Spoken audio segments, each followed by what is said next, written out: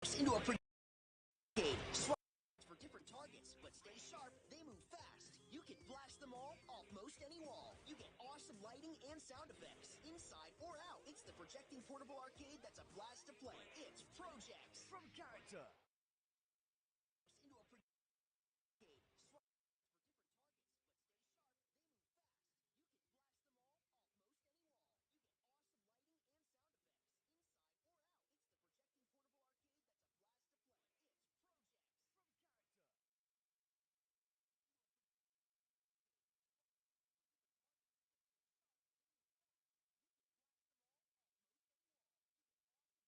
Hello, how are you doing? It's that time of day again, where we take on Norwich City at the Stadium of Light.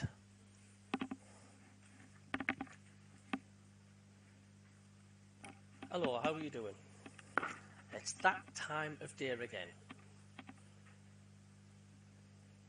where we take on Norwich City at the Stadium of Light.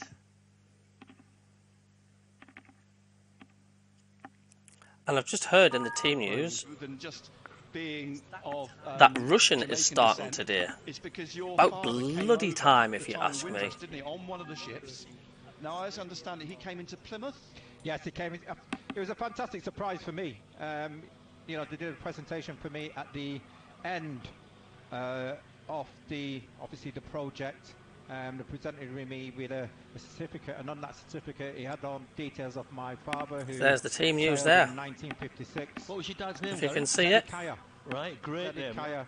It's about time we started rushing. Like Ayobi hits the ground running. I really do. I don't know if you can see the team news there. Ended up in Manchester, so that was a fantastic surprise for me, and the certificate which was handed over to me. You see the certificate, and also isn't there a document which shows the ship, where it docked, your father's name, and his occupation? Was he a tailor? He was a tailor. Yeah, he was a tailor. So it shows all the bits and pieces which you needed.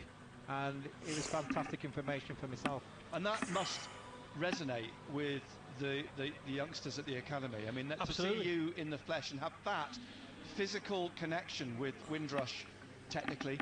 Dan Swales, hello mate. You know, I've said how are you doing? Exactly what I was thinking. Give Russian a try. Burstow had his opportunity up. You know, Sunderland, more than enough his opportunity. You simply had to change it today. Been able to, shall we say, lay the foundations on, and you know, it was fantastic for the Black Afro-Caribbean community to come into the academy, and you know, they've been invited again, and hopefully we can build on that now.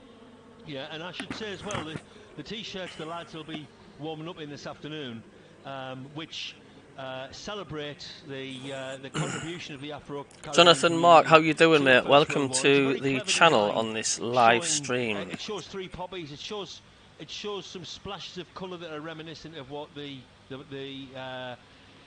no man's land would have been like in World War I at the time of the World War I truce. Oh, we're going to get that winning feeling back today. That's what I want to know. Players will be auctioned off, and the money that comes from that is going to go to the local Afro-Caribbean Society, which they're going to be using towards helping set up their own. Oh, we're going to get that winning feeling back. We're only too pleased to encourage and to get those people involved in the football club.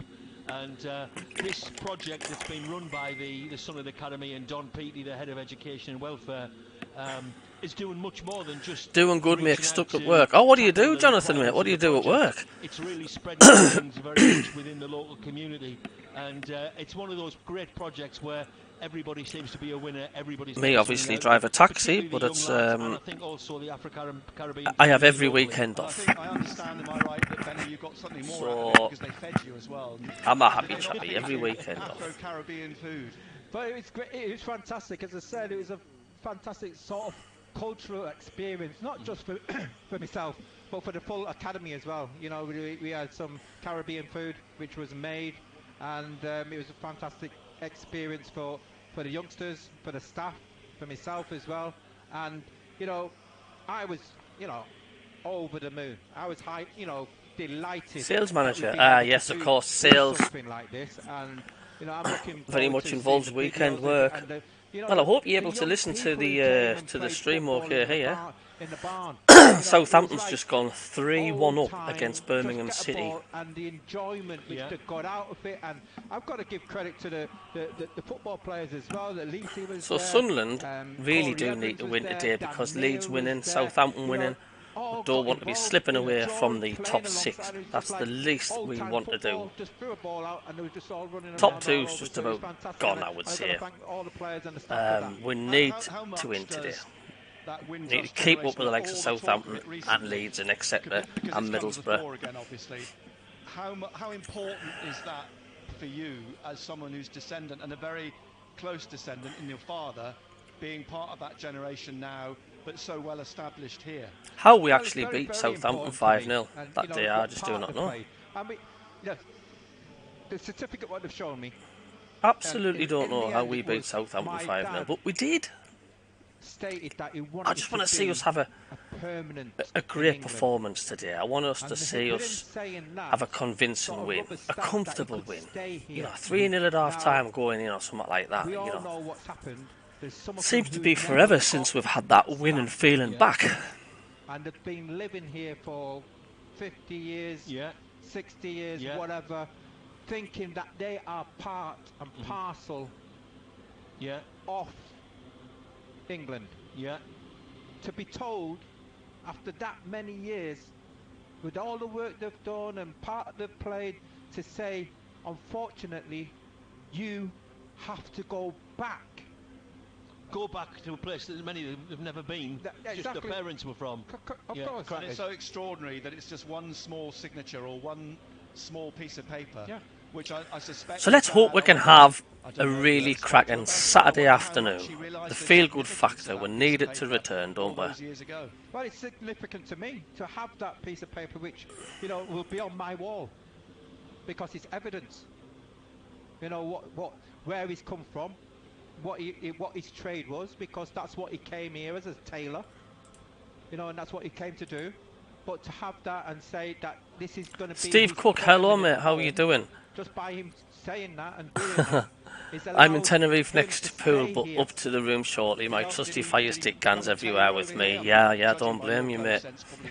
Let's just hope your fire stick isn't gone in the pool after full time. How dare you broken my heart, you have, Nicholas.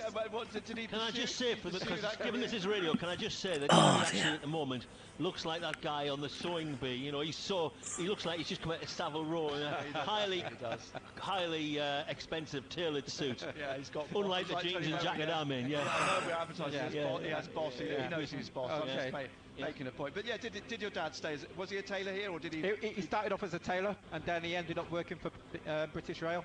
Ended up working on the rail line, so yes, and my mum as well. But you still get free travel, incidentally? No. That's a shame. Just thought I'd ask. Work for BBC, man. Oh, yes, that's true. No. But no, I think. But this is all in this is in Manchester. I mean, intrigued to know why he moved from. He arrived in Plymouth, but moved to Manchester. Was that check any. What's on the bench? You have Bishop, Seal, Pritchard, Lewis Himmer, Barr, Riggs, Sirkin, Burstow. Bradley Dack is actually back on the what's happened is on the lineup. Nice to see him get back out. You couldn't just land in England and have nowhere to go. You would have to have a base, and that base would have been maybe a relation who was living in Manchester, Nelson Street. It was, and that's where he's put down as his address, and that's where he's ended up. If you didn't have a base, then I don't think you would have been allowed in. And is Nelson Street still there? I mean, it wasn't far from the old main road, was it? It's not too far from the old main road. So is it still there? Because obviously main So road. this is the league table as things stand at the moment, It's very posh. with Southampton and Leeds United winning respectively. But it looks like they have won. So you know, the 2-3 weeks I've been working at the academy with the young as you can players, see, we've slipped quite a way down the league table. So we need to get 3 points today. Got to. You know, Rob passing on his Simply knowledge as must. well. You know, you see these. When I was growing up and breaking into football, we did not have academies. You know, and to see some Hello, of these young lads, hello, Doug. 7, Any bets 8-year-olds, as to what the ref with the kit call is on, going to be you know, today? you're thinking, you know, you hope, fingers crossed, that they can hopefully get a career and turn professional footballers. But it's the other side of the coin. Isn't it interesting to think everyone Fingers assumes crossed. that they go to the academy to play football. We'll get the rub of the but green, they get a Doug. whole new world. They do a whole lot more than obviously. football. Obviously, football is the focus. Quite rightly, that's what they're there for, to play football. But we all know that every academy in the country, you know, for however many young players you've got, age Got 12 4 likes or 8 already. or Thank you 14 or very whatever, much. they're not all going to become footballers, and so, you know, in the past, possibly some clubs, there were, you know, people were cast aside if they weren't going to make it as a footballer. Not at Sunderland, and not at most clubs, to be fair. You know, they try to bring out rounded human beings. Yeah. And their education work is a very big part of that. And if you don't go on to make it as a footballer, you've got to have a plan B, and that's all part of the education is. And if you do make it as a footballer, well, not every footballer can continue as a manager or a coach. There's a life after football, and they've got to be prepared for that. And that's very much what they do, and this is what this project is all a part of. Well, it's fantastic. Don Peters doing a wonderful job. Yeah, I think there. Don Peter, and I think you've got to give a mention to Evie as well. Yeah. You know, she plays a very important part in that academy. A few years back, this is going to turn into Saturday Kitchen Live now. A few years back, We surely can't get 4 massive horrible decisions gone wrong today. Surely, God. Benno took me to a Caribbean restaurant, and I had jerk goat. I have to say it's probably an acquired taste, but it was fascinating. Oh, tired of here. See another cuisine, you know, which I suppose, you know, to be honest now, I guess somewhere like London, Manchester, or wherever, I bet Caribbean cuisine is now very much mainstream. It's because of so much culture now is being absorbed in the cities. Absolutely, and you know, I mean, jerk goat is not for me because I've been a vegetarian for well over 50 years. But yes, you know, I'd love to see Russian. Vegetarianism allows me experience in cuisines from different parts of the world, and you know, love to see Russian get a goal today, like. And do exactly that. And yes, he does look really good. I've seen him play a few times for the under-21s, and he does look on fire. As well as he looks very, very sharp. I mean, at the end of the day, that's what we bought him for. That's what we signed him for. When I first came to Sunderland, not to warm the bench up. You know, we can go back to talking about fish and chip shops. You know, in Sunderland on a Sunday, fish and chip shops were open. Now, when you talk about Sunday lunch, a Sunday lunch was, you know, obviously roast beef and Yorkshire puddings. Now, the most popular 5 likes. Thank you very, very much. Now, back in them days, you know, talking about Italian food, Indian food, Chinese food, it was a rarity. Gary Bennett will stop talking about Chinese food. It's making me hungry already. People to change maybe their eating habits and try this, and a lot of people were saying, no, it's not for me. I wonder how the stack in Seaburn would have gone down in 1984. Yeah.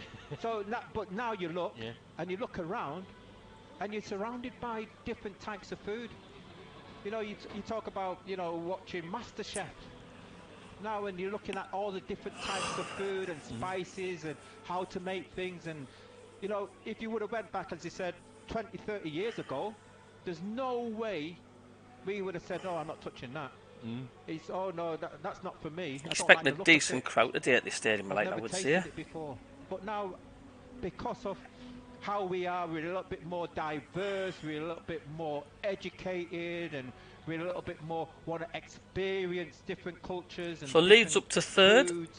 And after the win, we're going to get a win today against 4-1 against Huddersfield. And Southampton have looked comfortable against Birmingham today. They are up to 4th. They've played a game more.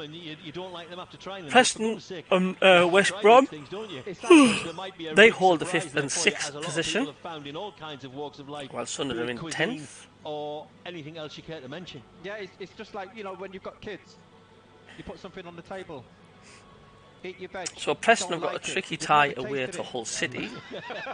But how do you know you Middlesbrough, and they do what we didn't do. They play Stoke. Start cooking this afternoon. Just remind everybody. QPR Leicester, well, that's a guaranteed bank. You'd think for Leicester to win that one, wouldn't you? He's not a veg. And, no, he's not a veg. No.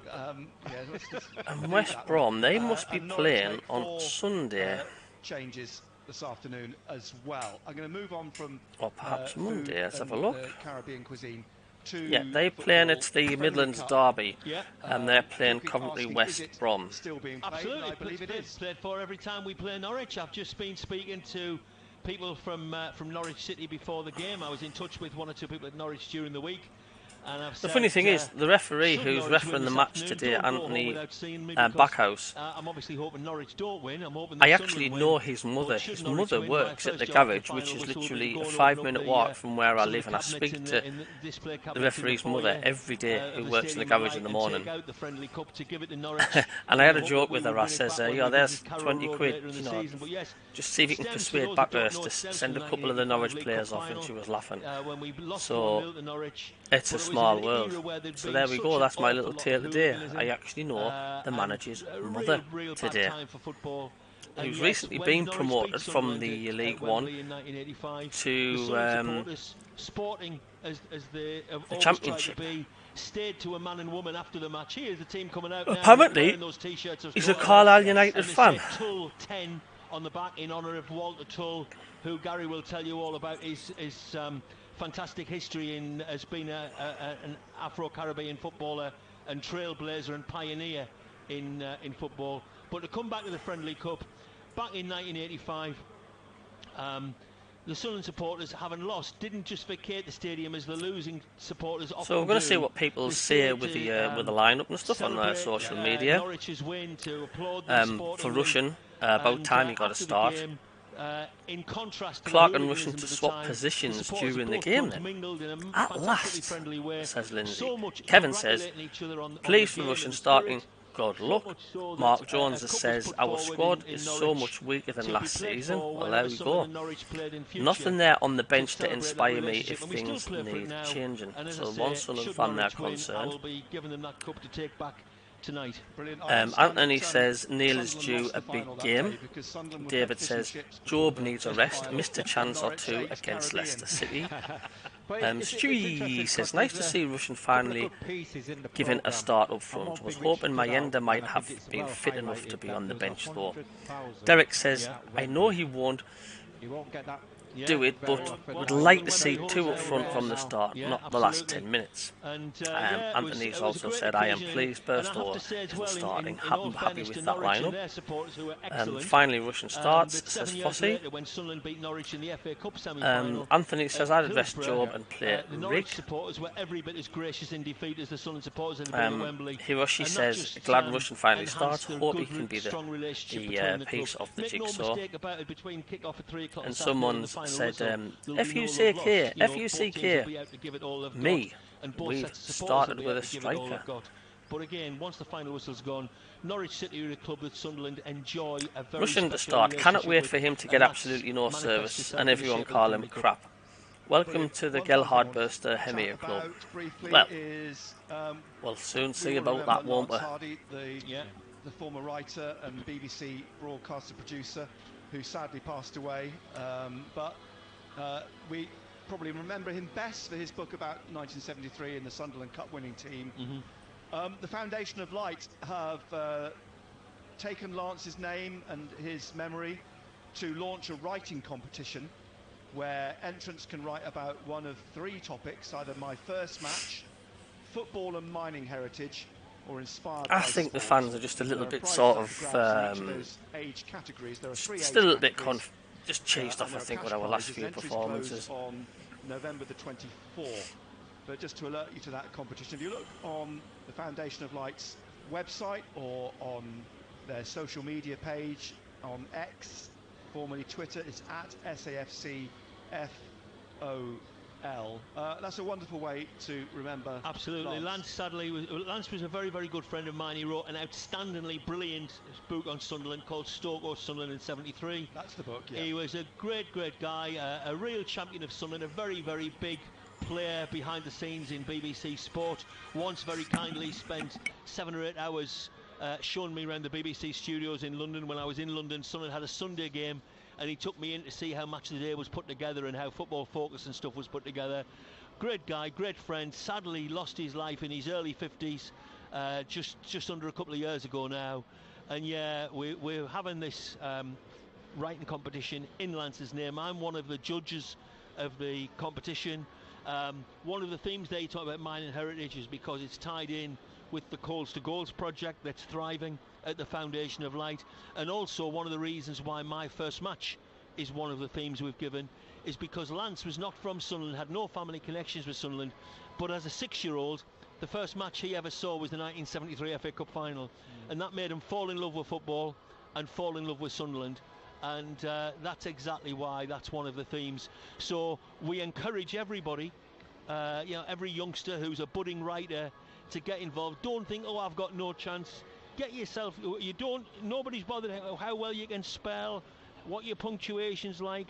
Don't you worry about that. It's how well you can tell a story, how much passion you can put into it. And have a look at the Foundation website, find out about that writing competition, and have a go. You never know where it will take you. I'm sure Benno fits into one of the age categories, I'm sure, so I'm going to ask Benno to write a piece on my first match. My first match, yes. My first match, Benno, as a boy. Not boy. when you were playing for Cardiff City or Manchester City youth team, as a boy. It's just the wife on the phone. My first... You're going back I know. Come on, how old would you have been when you played a proper match? Not just with your mates in the street. Under 11s? 7, 8. 7, 8? Yeah, all right. Yeah. So about the time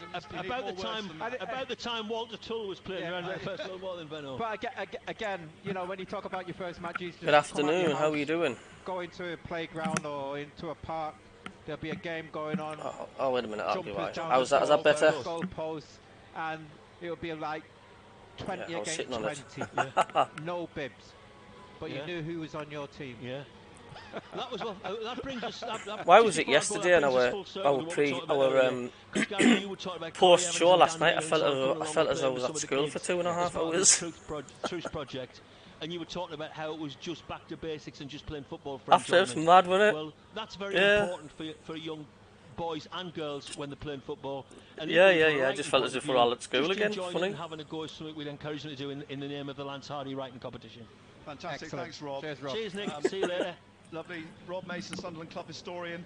Gary Bennett, aspiring chef and good writer. laugh. Got to look back. Got to think about your future. I'm going to look after you. Got to look after you. Still to come before 3 o'clock. Patrick Roberts and Tony Mowbray. The Sunderland team is Patterson, What's my poll Hume, saying? O'Nien, Ballard and Huggins. Neil, Eckworth, Roberts, Joe. Well, how will Sunderland win today? How will Sunderland do today? And I've got 78% saying win and 22% saying draw. And Dak. Norwich make 4 changes. Swang comes in up front. Nobody's saying Norwich just yet. Right back. Several interesting scorelines from the Championship this lunchtime. It was funny. Mind there was some jokes getting rattled off last night, weren't there? This afternoon, previewing and reviewing all of this in the BBC Radio Newcastle Sports Hub is Colin White. Something like that. Thank you very much, Nick. We will be back with he and Gary Bennett very shortly. Let's actually start with the other 2 Championship games that Nick has just been alluding to. The 2 that kicked off. That was a Frankie Boyle joke, that. In the last sort of 60 seconds or so. Southampton have beaten Birmingham 3-1. Taylor Harwood Bellis and Carlos Alcaraz for Southampton in the first half. They were 2-0 up at half-time. Jay Stanton I was laughing at relatively early in the second half. Bradley googling, trying his best to get the jokes for up. Southampton with 5 minutes to go, so they win 3-1 and lead. Because you said you're typing, aren't you? You've just found that answer on Google. Huddersfield, they were 4-0 up at half-time. Daniel James with 2, Crescencio Somerville with the other 2. 4 goals in the space of 25 minutes. Michal Helik got one back for Huddersfield midway through the second half, but there was no real prospect of a comeback in that one. So Leeds United 4, Huddersfield 1 is also a full-time. And so too in the Premier League is a 2-0 win for Brentford away at Chelsea. Ethan Pinnock and Brian Mbumo in the second half for Brentford. So in the only early game Sunderland under 21s 3, Wolves 1. Leeds have had a comfortable win against Huddersfield, and Southampton's had a comfortable win against Birmingham. They won 3-1 and Leeds won 4-1. So we need to win today, because the last thing we want is starting to slip away from the top 6. Last Saturday, but thankfully is one of the few losing grip on the top 6. It is the first round of the FA Vase. Whitley Bay are at home to Bottisford Town. Our non-league reporter Paul Dixon is at Hill Heads this afternoon. Paul, they quite fancy having a go at winning this for the 5th time. Yeah, Good afternoon, hello Jacob, Colin. how are you doing? Yes, we really do. 4 times winners, Whitley Bay. Very, very excited about. Tell you what, Southampton's come good, and I'm surprised how Leeds are 4th, because they've had some really dodgy results recently. it's in a real good. It looks great, I think, What's for that? football, especially with all the rain we've had. And you know, it was off last week, and the lads who've worked on have done a marvellous job, haven't they? They've done a fantastic job, Paul. David and Jason. To be fair, they were only here at 7 o'clock yesterday morning, and they finished at 7 o'clock last night. Again this morning, up first thing. I can't thank them enough how much work they've put into getting this game on today. So fantastic. Are you showing the stream, Hans? For the club. So if people are looking for a game this afternoon, Colin, as we know there's an awful lot of games off, they can come down here and support the Beer in this FA Vars tie. Now they're playing Botsford United, Paul, this afternoon, and we've just checked there, the bottom of the league, they're near Scunthorpe. They've travelled up this morning. Will you be getting the stream, man? Because if you kind of, I'll be getting up and I'll have a look from your Fire Stick remote. Yeah, but if you're not getting it, I'll. If you're getting it, I'll just sit and watch it. That we don't take it lightly. I think we've false all that in the past, but I think the lads are up for it. They know the history. It's usually just like the iFollow. Well, like when Anth puts his up, I'll just watch his, so I'm in sync. I'm at least in sync with Anth. So winning it 4 times, an extended run. I mean, this is the first round. An extended run would be very nice for the fans of Whitby. Nice to see Russian starting today. Over 400 coming here this afternoon. The excitement of the Vars is very much in the town, isn't it? Oh, very much so. I mean, anybody you speak to in the pub, when you get started reminiscing, everybody always remembers the trip to Wembley. One of the 3, obviously, we were there 3 times in the trot, and they always remember that I went to Wembley and saw, the day when the Vars. So it's quite important to the town.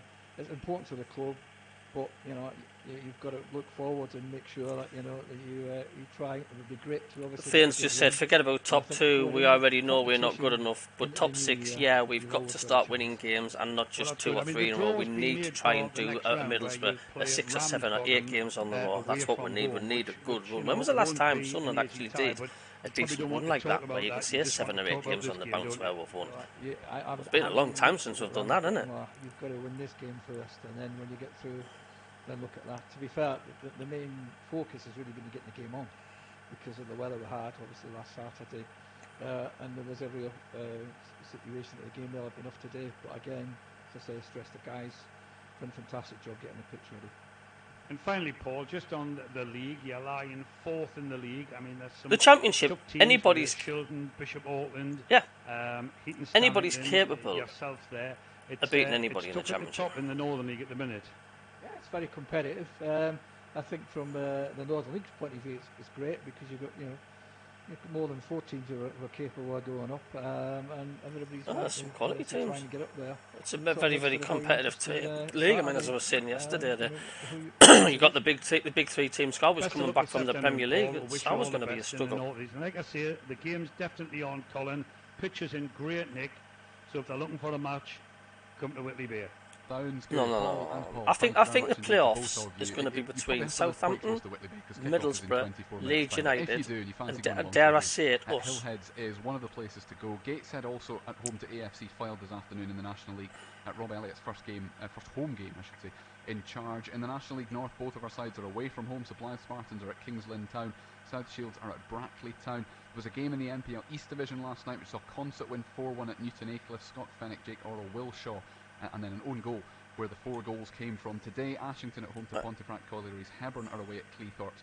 Dunstan against Grantham called off because of the weather. Most games in the Northern League off as well. Oh yes, I can say that. Yeah. So only Gisborough against Newcastle Benfield in Division 1. And Blythe Town against Horden, Eschwinning against Billingham Central, and Sunderland West End against FC Hartlepool in Division 2 have survived the weather. We will do our non-league roundup at about 6:20 this evening, and that is slightly different from usual because Newcastle United play Wolves at Molineux at 5:30.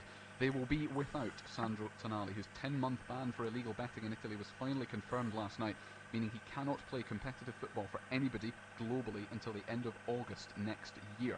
They've also got their own injury problems as well, Newcastle. The likes of Sven Botman, Elliot Anderson, Harvey Barnes out, as well as Alexander Isak and Jacob Murphy, who both picked up knocks against Dortmund in midweek. Here is their head coach Eddie Howe speaking about them specifically. Yes, Alex is a groin, which we don't. I can't hear anything. No. it is a reoccurrence of the groin that he suffered when he was playing. But for I'm not that Sweden, fussed, so honestly.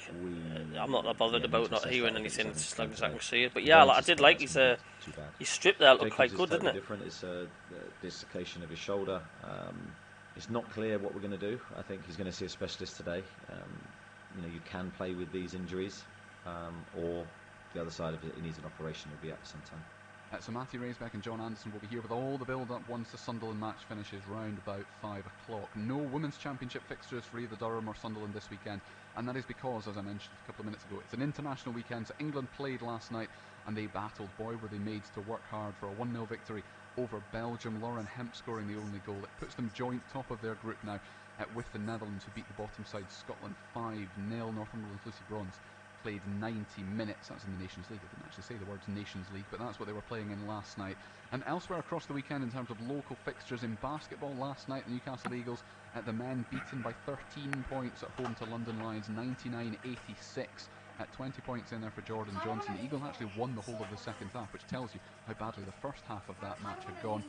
In the WBBL today, at Newcastle Eagles are at home to Caledonia Gladiators at 7:30 tonight. But it is taking on Sheffield Hatters at Maiden Castle as we speak. A couple of minutes left in the final period, and Durham Palatinate find themselves might just be a packet of rebels down at 52-86. It is. They just really let it get away from them. Have the Palatinates. They won the first quarter, but a really tough third quarter. I was watching it. In amongst, it was good. It was scored like it was an own goal by Nick Pickering, and Clive Walker missed the penalty. Point. And the ice hockey as well in North Division. We played all right. We'll just 5 o'clock tomorrow. Also tomorrow, the Newcastle Falcons host Northampton Saints at Kingston Park. No, I'm talking about a game a long time ago. Live with Dean Gray and Matt I'm a Middlesbrough fan, Nerd Gaming. Welcome, mate. You like your game, innit? It's the World Cup final tonight. The defending champions South Africa against fellow 3-time champions New Zealand in Paris at 8 o'clock tonight. Our rugby union correspondent Chris Jones looks ahead. Ahead of the tournament, there was I love me gaming's nerd anyway. I love me games. I have to do a bit of more Minecraft after the match today. But in the end, it's the two mighty superpowers, New Zealand and South Africa, who are again on top of the rugby world. It's hard to argue against this being the biggest rivalry in the sport. Both have won 3 World Cups, both feel they are the greatest rugby nation on earth. And it's a fascinating clash of styles, New Zealand's panache and South Africa's I've never had hair, mate. But while the All Blacks breezed into the final, the Springboks had to dig so deep. I butchered at birth, more like it. Logic would make the fresher New Zealand the narrow favourites, but South Africa have shown supreme resilience to get to this point. And with a remarkable 7 forwards on the bench, take a point today then, lads, or not? Can again edge a close contest.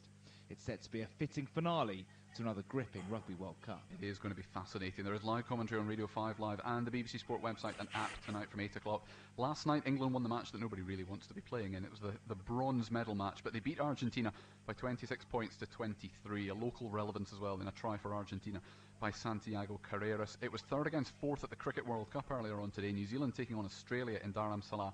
And about half an hour ago, Australia hung on to win just by 5 runs. They batted first, Australia. I've noticed it starting to fade. Have you noticed that? But New Zealand then came very close. They finished on 383 for 9, just 6 runs of what would have been a World Cup record chase. Nerd gaming, I do like games. I might go on Minecraft later as well. Yeah. I'm actually rebuilding Roker Park. Putting all the crowd in and everything. It's taking the edges, but it's great fun. In response, they are 49 for 3 after 12 overs. And finally in Rugby League, the England coach Sean Wade says they are ready for an aggressive, tough game against Tonga as his side look to clinch the dirty mags, yeah. They're actually about 10 minutes underway in that when they held off Tonga 22-18 last weekend to go 1-0 up in the 3-match series. But we are now heading straight back to the Stadium of Light. The build-up continues. It's Sunderland against Norwich in the Championship at 3 o'clock. Nick Barnes and Gary Bennett are back after this. Matt Bailey at breakfast. BBC Radio Newcastle.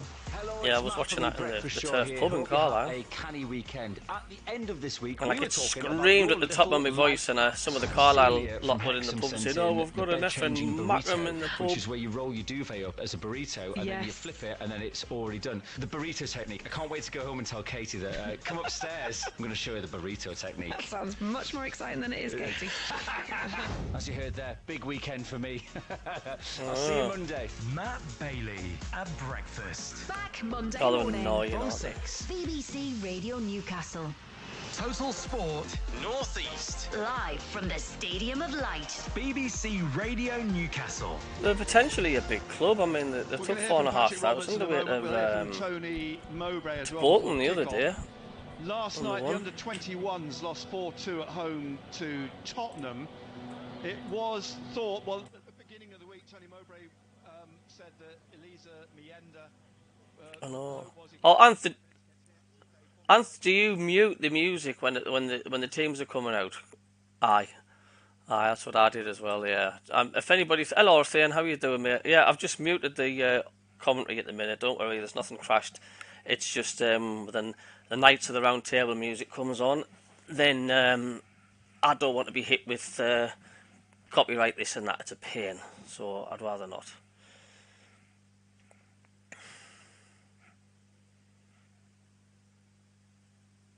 Nerd, I play. I just got my PC. I just have a gaming PC, mate. That's what I do. I tell you what, Anth. Where did you get that microphone extension thing, like the arm thing for your microphone?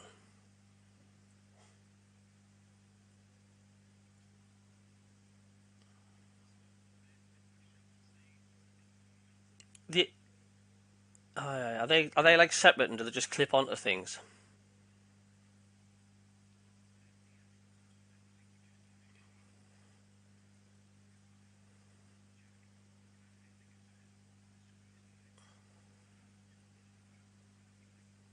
So I'm gonna start doing the streams from my desktop PC as well, using the microphone.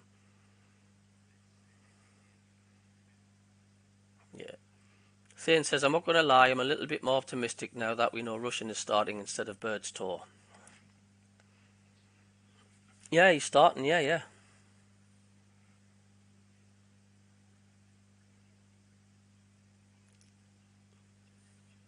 Yeah, it's full time, yeah.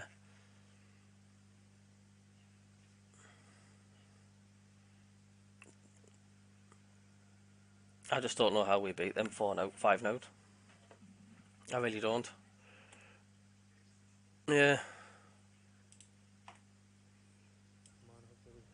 Come, on the weekend or as soon as possible. But we've all been chipping in, and that's what this team brings. You've got some exciting young players, and fearless at times. See Briggy today. Briggy, I thought was when he came on, he's only a young lad, but he was putting himself about, and he was doing his best. And if you can implement people like that, and I can try and help him. Or Leeds and Southampton are very, very much beatable. We just grow as a team, but like I said, you just got to get results in this game. And even Middlesbrough. I mean, don't forget. I mean, I just wish we had 11 men on the pitch to play them to judge and give a different outcome how I would have done. It's just we couldn't really tell having a player sent off whether Middlesbrough deserved that or not. I think we did that, but I think they'll be disappointed just as much as us to not get at least a point today. Slightly ironic that you've lost, and I think you probably had your best game tonight. Yeah. I mean, I love being at this club. I've always said I love being at this club, and it's always a proud moment for me every time I put on the shirt. And said that ever since I came here. That was the aim, and to obviously get out of League One and then to get out of the Championship, and that's still been my aim to this day. And I just want to do my best I can. I know it's frustrating. Well, good luck, nerd. Can get frustrated at me, especially I get frustrated myself. But I'll always give 110%, and I'm always. I hope Sunderland do well in your FIFA match, mate. If one goal comes, the rest will come, and I'm sure hopefully they can. They know that, and they know the kind of player I am, and they know I'll give everything for the shirt. This feels like a Premier League setup even now. Just the whole building, the way that Leicester carry themselves at the moment. So if that's a barometer of where they are, I mean that's a good barometer of where you are, isn't it? After a performance like that. 10 likes already. already. I said you've got to take the positives and take them to the next game. They're the top side, they've got a bloody top squad, and that's what these teams can do. That's why I sit at the top of the league. So you haven't seen the Fire Stick remote, have you? Teams, but I think tonight we kind of came here, we had a game plan, and we ruffled them up a little bit. And we've done that to teams in the past. We've got to obviously do it more at home with the crowd behind us. But when we go away from home, we're on the front foot, we press and we're high, and that intensity's there. But we've got to do that every game, and we can't just do it as a one-off. And at times we've been brilliant this season, but like I said, the results that matter, and the 3 points or at least a point away from home, and we've got to get that. And I'm sure the manager will rally us again, and we'll go again on Tuesday, on Saturday. I'm even more determined now to get something on Saturday. I'm optimistic because the fact we've got Russian starting. I mean, I've seen him play a few times, and he looks on fire. Caden, have you seen the fire stick with him or anything? A little one. He does look on fire. Like, it'd be interesting to see how he does. I'd love to see him get a goal. I'm sure the Sunderland fans can see how hard we're working, especially with such a young squad. And you know, the manager always has belief in us, whoever plays, and he's always said that. He said that before the game. He says he wants to have everyone, you know, in a position where they can. I think it might be a physical game today, says Doug. Yeah, me too. You know, put some people on today, and they, you know, showed some energy, and that's all we can do. And like I said, Premier League side, but Sunderland's obviously the aim to get there too. And you know, we think of ourselves as a Premier League squad, and we've got to kind of get to that point. And you know, we've got to improve on days like today, and we've got to learn from them, and that's all we can do. And Patrick Roberts talking after the defeat at Leicester on Tuesday night. I wonder if this afternoon we'll see Patrick Roberts score his first goal of the season against one of his former clubs. He played 3 times for Norwich on loan from Manchester City. So I wonder if today is the day, certainly on the back of that performance the other night. You're having problems with your heater there. I'm sorry. I've got it now. It's interesting the amount of people who you talk to. And hello, Jennifer. How are you doing? How are you doing? Mackham from sunny Malta. On Burstow. Saying in the way we need Russian to either score or get an assist, because then Mowbray won't be able to drop him. Absolutely, absolutely. They've not been used to playing with a striker, and I can understand where Burstow's coming from, because we had a player who's at Sunderland when I was playing, a lad called Peter Beagry, excellent player, wide player, great ability, but as a striker it was a nightmare because he didn't know when the ball was going to come in.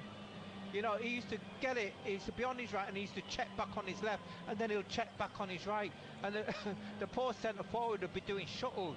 Now when the ball goes out to the likes of Roberts or Clark, you know for a fact that it's not going to get to the byline, not going to get half a yard and whip the ball in.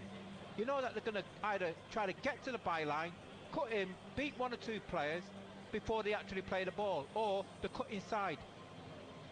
So for a striker, it's a nightmare because the ball's not going to come in the box. Well, it's going to be fascinating, because going back to what you said earlier on this afternoon when we first came on air here on Radio Newcastle about Royston and where he would play, it will be fascinating to see if he is going to play in that role in the middle up front, or on the right, left, with Clark playing.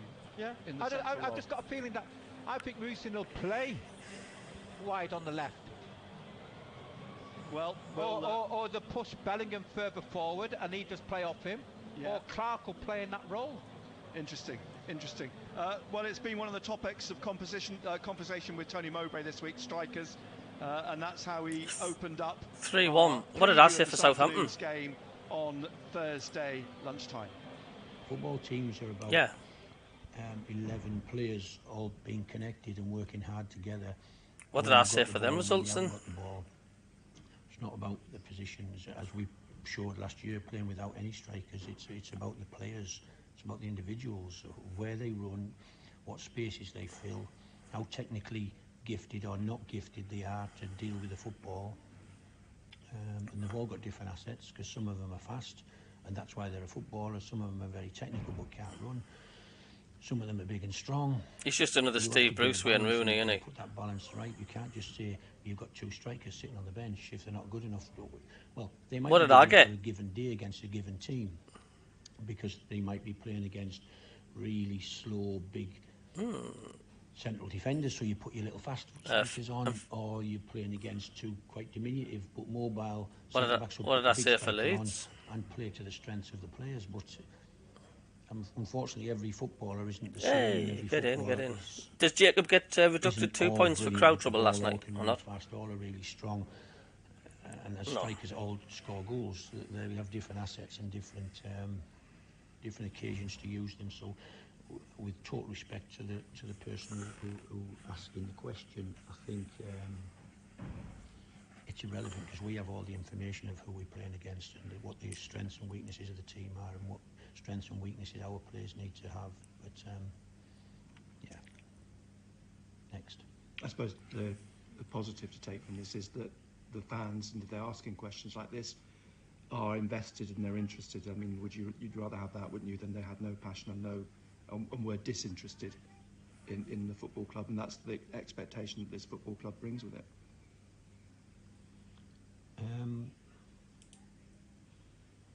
Listen, I know they're interested. I feel the warmth when the team are winning, and I expect the frustration when the team doesn't win. As again, my thoughts would go back to, how long have the team not been winning? They won the year before last because they got promotion, and yet they'd had 4 years in League One. They won enough last year to finish in the playoffs. That's mad. I'm hopeful. Cheers for the 12 likes. If anybody's new to the channel, just hit the subscribe button. Thank you.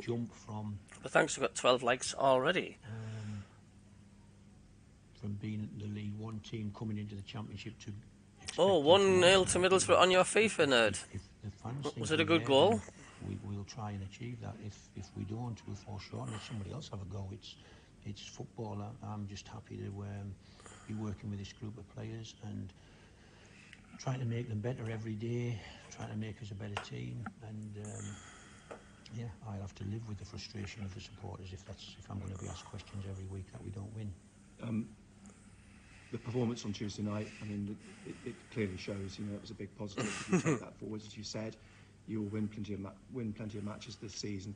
How frustrated over the last couple of weeks have you been by the refereeing? Because you've lost in the 3 games, you've had a refereeing decision which has cost you, I think, in each game a possible penalty decision, which would have clearly affected the outcome. Right. I'm not interested in the referees, to be honest. I've said that to you after games. I finished with referees. I think they referee the game. They're all honest, hard-working professionals who do the job, and so we have to respect their decisions. I think it's all right to question, as some supporters are questioning some of my decisions. It's so difficult, though, isn't it, when you're to react live?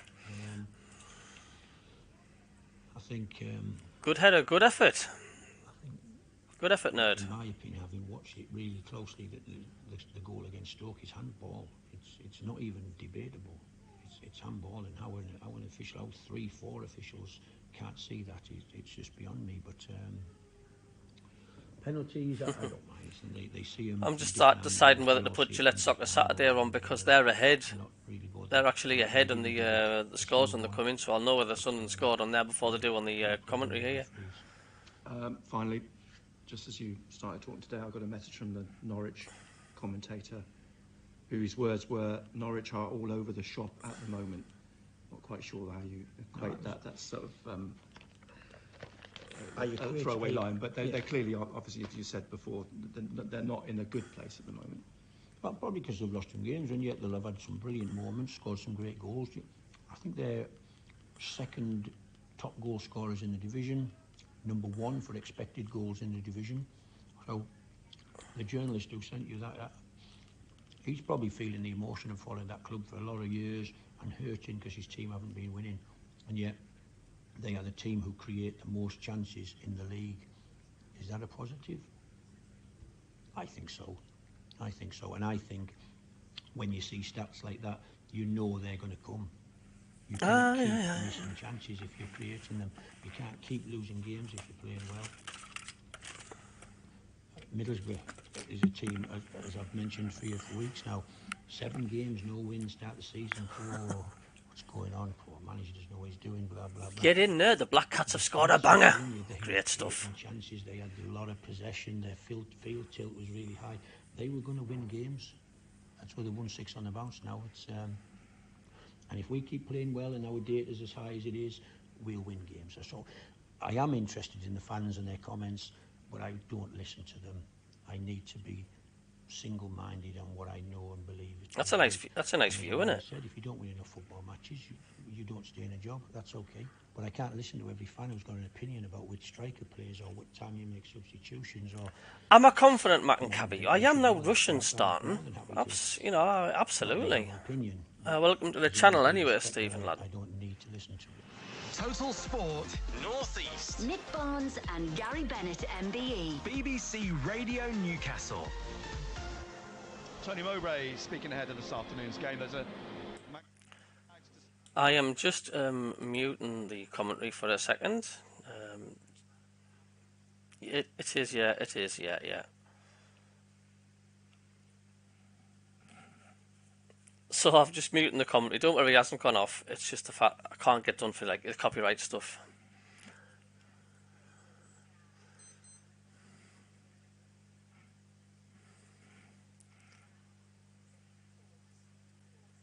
Please, you start in Russian. Would like to see Sirkin start too, says Jennifer.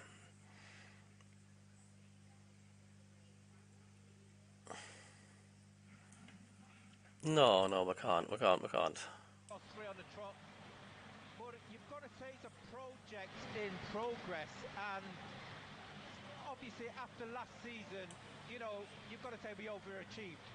Everybody was looking at, you know, as long as we survived in the championship, great, but we nearly got promotion. It does. They've never used that camera angle before, have they? Moment in the league, and you've got to say we're ahead of our time, and we've got to be, I think, a little bit realistic and patient.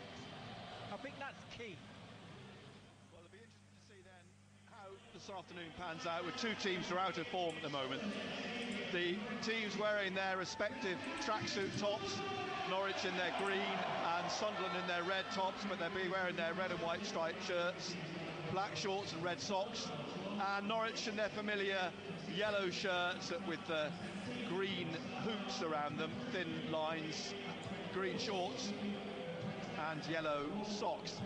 They peel away into the south end, the Roker end of the stadium for the first half by the looks of things, depending on the toss, and Sunderland will defend the north end in the first half. Wang comes in up front for Norwich City, the South Korean international who's on loan from Nottingham Forest. Wang Wee-jo, and Rustin comes in up front for his first start for Sunderland. So both sides trying something different today to get that result.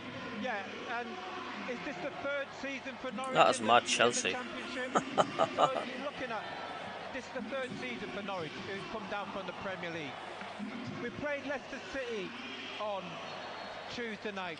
This is their first season in the Championship. You've got to remember, you know, these still had one or two Premiership players. I think you forget that, you know, we spent 4 years in Division 1. Well, Adam Forshaw, for one, was at Leeds. Yeah. And he moved from there in the summer. He's been playing Premier League football for the last 2 years. That's just one of those players. McLean, you've got Ben Gibson. Yeah. Christian Faschnacht was with young boys in Switzerland. Now the levels might be a little bit lower, but he's still a high-end international footballer, so they have got talent through the side.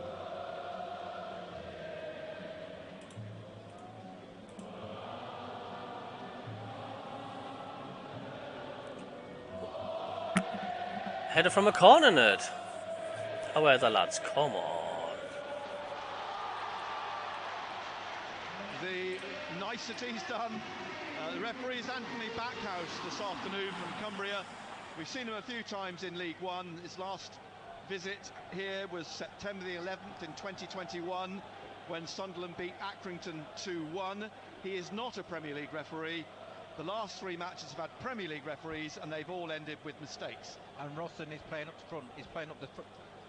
Playing in the middle. He is, by the looks of it. I thought he might have played on the left, but no. No, he's through the centre. Norwich kick off, and immediately the ball swept up towards Ballard, who clears it to Clark on that left-hand side. It was Gabriel Sara who pushed it forwards. He's been penalised. Well, certainly the whistle blown while his foot was on the ball. The Brazilian, who someone said to me last night is probably the best player in the Championship this season. The 24-year-old signed from Sao Paulo, who's been at Norwich for a season. Gabriel Sara. Here is Dan Neil, plays it back to Dan Ballard. Ballard pushing up to the halfway line, out to Clark wide on the left-hand side, and Clark plays it back to Ballard inside the Sunderland half on left of midfield. Squares it to Luke O'Nien, and Tony Mowbray stands, hands in his pockets in his gilet. David Wagner with his heavy overcoat on. It's a chilly afternoon, but it's dry. Equa through to Job, quickly out to Clark on the left-hand side. And Clark dribbling at the defenders down that right-hand side, including Kellen Fisher, the 19-year-old, who is afforded some protection from the 29-year-old Swiss international Christian Fashnak. Really hope we're not on a downward spiral. I think we need to stop today. Anyway, he's hoping. However, lads, absolutely, Stephen, lad, absolutely. All right, Alan Frost, welcome, mate. How are you doing? Last minute equaliser for Middlesbrough 2-2 in your game, nerd. Straight away, our Norwich have set up 4-5-1. Yeah. Yeah. Sunderland going to have to play through them. Yeah. And there's Hume to Ballard to Equa. Equa again, they're looking for Clark wide on the left, and immediately it seems like they've been told to get the ball to Clark to test Fisher at right back. Equa swings the ball up through the centre. Hartlepool 0, Rochdale 1. It's going to bounce down here for Roberts on the right side of the 6-yard box. A little bit awkward, I think, the bounce from to hit it first time. And it comes out to Hume. Hello, Doofus. Now to O'Nien again, back to Hume. He swings the ball in, and it drops on Fisher's chest and is cleared by Duffy. And out into midfield. Hello, Leighton. How are you doing, fella? Welcome, mate. Welcome. The ball away. It's picked up and played through the middle, and immediately Patterson has to sprint out and smash the ball as far away as he possibly can. Sorry, Nick. Ballard and Equa is having words there because Portal, for no information, gone for the same ball. 3rd minute, Sunderland 0, Norwich City 0. Earlier today, wins for Leeds, and I'm assuming that Southampton beat Birmingham. Beat Birmingham 3-1, I think it was. Yeah, 2-1 the last time I looked, but that's big wins for both those teams. Back on track for Leeds. Southampton now this season being turned around. The ball comes back to the Norwich goalkeeper George Long. He's all in pink, verging on orange. It's more pink than orange. 19 likes, 47 on chat. Thank you, thank you, thank you. In the summer, after a couple of seasons there, and it's passed out to Sara. It's all a bit dangerous, and out again into midfield to McLean. If anybody new to the channel, just hit that subscribe button and click the thumbs up if you can. Thank you. And Duffy will play it across to Ben Gibson, the nephew, famously, of course, of Steve Gibson, the Middlesbrough owner. Out wide on the left-hand side, Giannoulis, he's caught, and it comes back to Ben Gibson to clear. The flag has stayed down. Huang has got the ball back here behind him and trying to drift through is Rowe, and the ball eventually out behind for a goal kick. Cheers for the thumbs up. Huang Wei Zhou picked it up on the left and tried to get it through. Rowe in support, the 20-year-old who's actually got 8 goals this season. 5 in his first 5 appearances for the 20-year-old, 3 in his last 5. So that stream's just gone. That stream's just gone back 50 seconds. Ball comes back here to Ballard, plays it right across the face of Huang to Patterson, who's in light blue, away to our left, and out to the right here, O'Nien, lifting it up, looking for Rusin in the centre circle. It came off him, he's gone down. Referee with his right arm outstretched, but no free kick. Sunderland still have the ball. Jobe out wide on the left here to Clark, and Clark now trying to get inside Jobe. Ball back here for Clark to chase and put in from the right back. Let's be daft, Mad Mackham. 4-2 to Sunderland. Aye. It's not being daft. Low shot blocked by Duffy, cleared by Norwich. Out on this right-hand side to Fashnak. Fashnak, he's trying to get Rowe away, and in fact he's trying to get, was it Rowe? I think it was, away. But it's come back to Hume, to O'Nien, and out to Roberts on this right-hand side. Roberts drives the ball up through the middle, looking for Rusin. It's too quick. He won't keep this in. It bobbles away behind. Goal kick to Norwich. And again, we've seen get the ball out to Clark, and that's what we've been able to do early doors. And I think they are clearly trying to pressure that lad. Yeah. Kellen Fisher. I'm still slightly mystified by the decision of putting a 19-year-old in against someone with Clark's pace and ability. As the ball comes up through here now to Patterson. I don't say in terms of the age, it's more the inexperience. You know, playing non-league football until this summer and a handful of appearances in the Championship. It's a big ask for I'm playing against one of the best players in the Championship. Yeah. Here's Roberts. Job was calling for it. Back though to Hume, into the centre circle to Equa, on the centre spot pretty much, to Huggins, and then again to Clark. Fashionat comes to cover Fisher. It's played down the touchline to Job. The ball stabbed out for a throw by Duffy. Shane Duffy. Signed from Fulham in the summer. Throw quickly taken by Huggins, back to Clark. Back to Dan Ballard, left of the centre circle. And his foot on the ball at the moment. Squares it to O'Nien. Out here to Roberts on the right-hand side.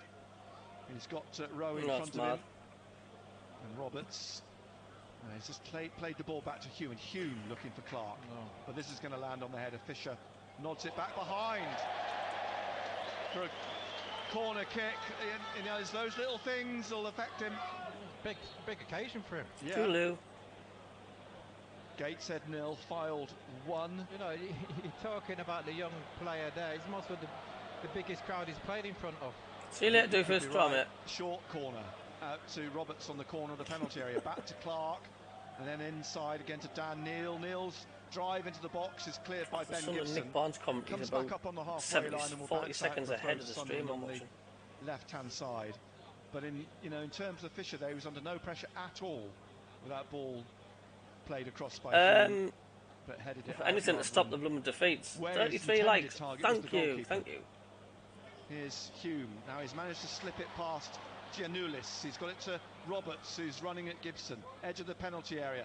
Rolls the ball in here, but Duffy manages to knock the ball away. In fact, it was Forshaw, knocked the ball away. And it's come back up to Ballard, and again to Huggins. And Huggins down the line to Clark, back to Huggins. Inside to Equa. Equa now, Job's ahead of him, but he's swung this ball out wide to the right, looking for Roberts. What a pass. Kept it in with his head, and it's dropped though for Giannoulis. And he's the Greek internationals headed it away, but only as far as Ballard now, and Equa in the centre circle, in the red and white stripes against the yellow and green, and through to Job. And Job now turns onto his right foot, cutting back into the centre here, but it's just whipped off his foot by Sara, and away it comes on that right side of central midfield through McLean. Then a turn back here by Fisher to pass the ball back to the goalkeeper, out to Ben Gibson. 0-0. We're in the 9th minute of the first half. A double bill this afternoon. We've got Wolves against Newcastle at 5:30 with Ando and Fraser at Molineux. The ball played back again by Fisher to Duffy and Long, the goalkeeper. George Long plays it long, looking for Hwang, but Ballard heads it away, bounces over Roberts, drops to Giannoulis, and he's trying to twist away from Roberts, who's trying to get in front of him. He gets it through to Rowe on this left-hand side, but one back here by Roberts. No foul on Rowe. Roberts inside now to Dan Neil. He's fouled by McLean. Sara. Ipswich 0.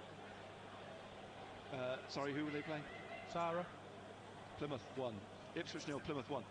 Was that foul by Sara? Sara, yeah. 17. Yeah. Roberts on the right here. Wide right, really. He's only about 10 yards in from touch on the right-hand side. 0-0 here. And players all lined up at the edge of the area. Watford 1, Millwall 0. And Roberts poised, waiting to take the free kick. The whistle from Anthony Backhouse. He just taps it inside to Equa. Equa drives one in here. It's parried by George Long. Nobody to follow up. Ben Gibson cleared it. Great effort. Terrific effort from Equa with some strength behind it. And Middlesbrough 0, Stoke 1 in the Championship this afternoon. So Equa's drive parried by Long, no follow-up. His mother works at the garage. Good strike, 25 yards at least. Yeah, Backhouse, yeah. And it's Gateshead 0, Fylde 2. And now, is this another foul? There's got to be a booking this time, and it is going to be a booking. And Fashionat is the player shown the yellow card there. The Swiss midfielder. That coming in the 11th minute. Clark over the ball. You know what we usually say, Nick, especially when you're dominating the game. You've got to take your chances. You've got to take your chances. I'm going to have to be good because the SAFC commentary on Radio Newcastle's about 50 seconds ahead. Finding it difficult to get out of the Norwich half. So I can't mute it because it would mute the stream as well on the stream. Huggins, the corner of the. No, you can't pause it either or like rewind it now. Oh, he just knocked it a little bit too far forward. Sarr almost got it off him, but he's got it to O'Nien. Out to Roberts on this right-hand side. Roberts onto his left. Here's the cross, and it's stabbed away. A player's pulled down. Ballard was seemingly pulled down, but the referee says it was the other way round on Duffy. Yeah. Duffy wins the free kick. Rusyn's not really getting a sniff at the minute. Rusyn's not getting a sniff at the minute. I hope he's not on about his nana's knickers there for the plan. He's placed the ball a yard in front of the 6-yard line in the centre. Being urged to get on with things, and by the referee as well now. It's kicked up through the miles middle, ahead. Rowe on the shoulder of Hume.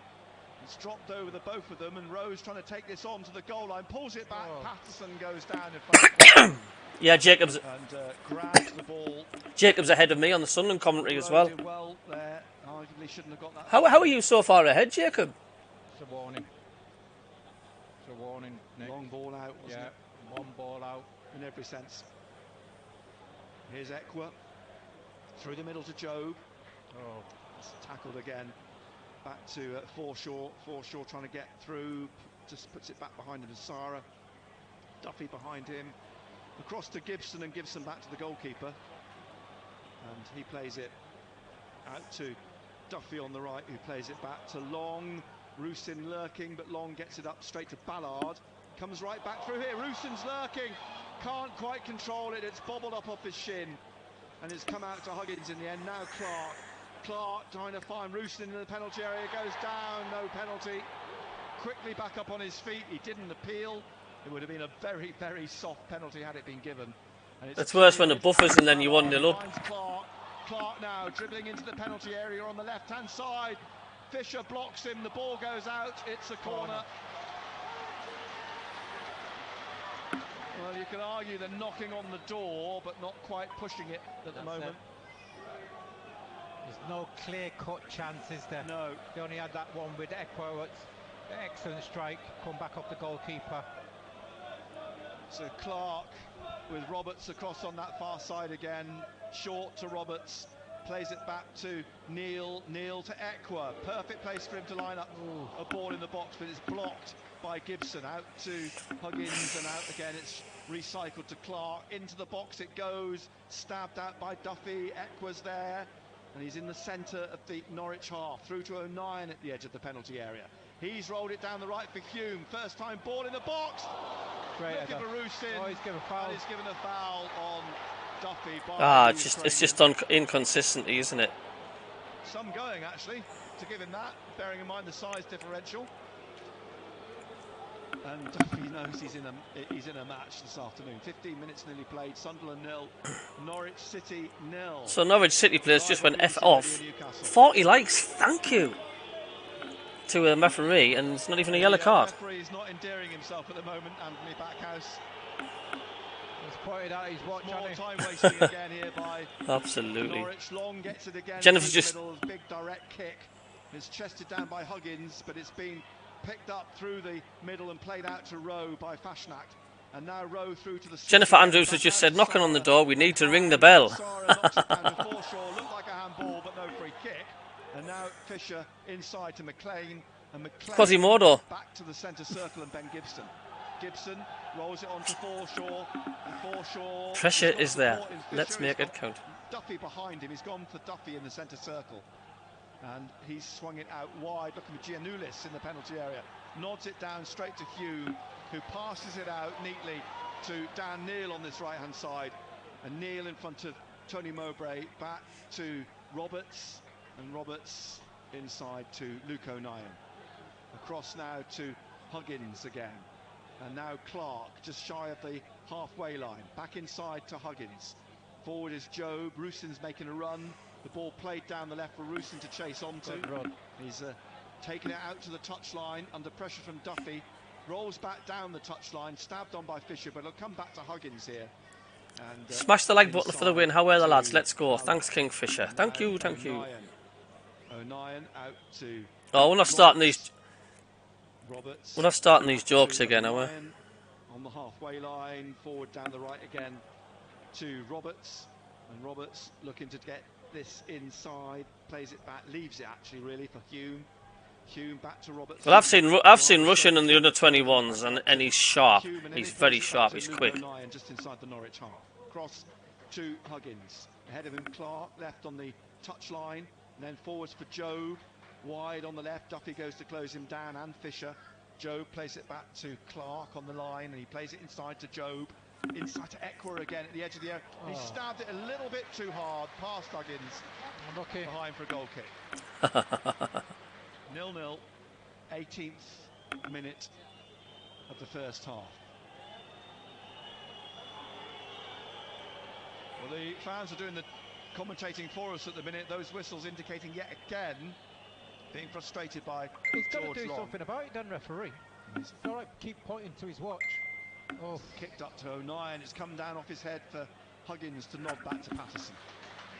Rowe was lurking, but it's played out here on the right now for Hume to bring forwards for Sunderland over the halfway line.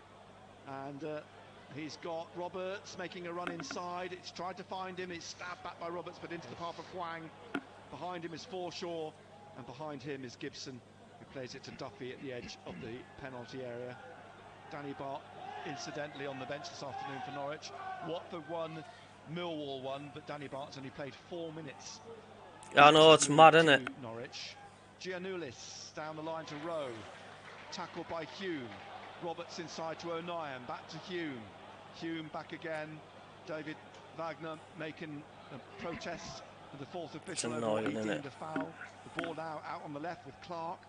Clark looking for Rusyn through the middle, but Gibson clears it. Chase back for Huggins on the shoulder of Hwang, who's got the ball away from him. Now slipped it inside here to Fashnak, looking for Forshaw, but nodded back down to the keeper by O'Nien. There are warning signs from Norwich. What's he doing? Oh, the play stopped here. There's a head injury, says Anthony Backhouse. Huggins just crouched, just getting himself to his feet. And the referee coming across his Huggins just holding the back of his head here, walking away, and the referee walking away with him has a word. Play will resume. There'll be a drop ball, I'm sure. And the referee has a word with Dan Ballard, for whom he's going to drop the ball. And that's played to Ekwa. Ekwa drives this through, looking for Roberts. What a ball. Roberts now. Giannoulis comes to close him down. Roberts going round him. He's being pulled back by the Greek. He's still got it. He stabs it inside for Dan Neil. And now to Hume again to Joe. Twists on the ball. But out comes Hwang to try and stop this. But it runs through to Clark. Clark now shoots. Oh, he did a woodwork. Off the woodwork. But Clark, so unlucky. Has he hit the post? So was it the bar or the post? It's come off somebody. It's gone up for has it gone up for a corner? What's he given? Here, he's pointing. Everyone's looking a bit perplexed at the moment. It's coming the ball back to the goalkeeper. He's given a corner. So it must have been a touch off someone, was it? It's so annoying, that, like. He hasn't even had a word with the fullback for pulling his shirt. No, he's got away with that.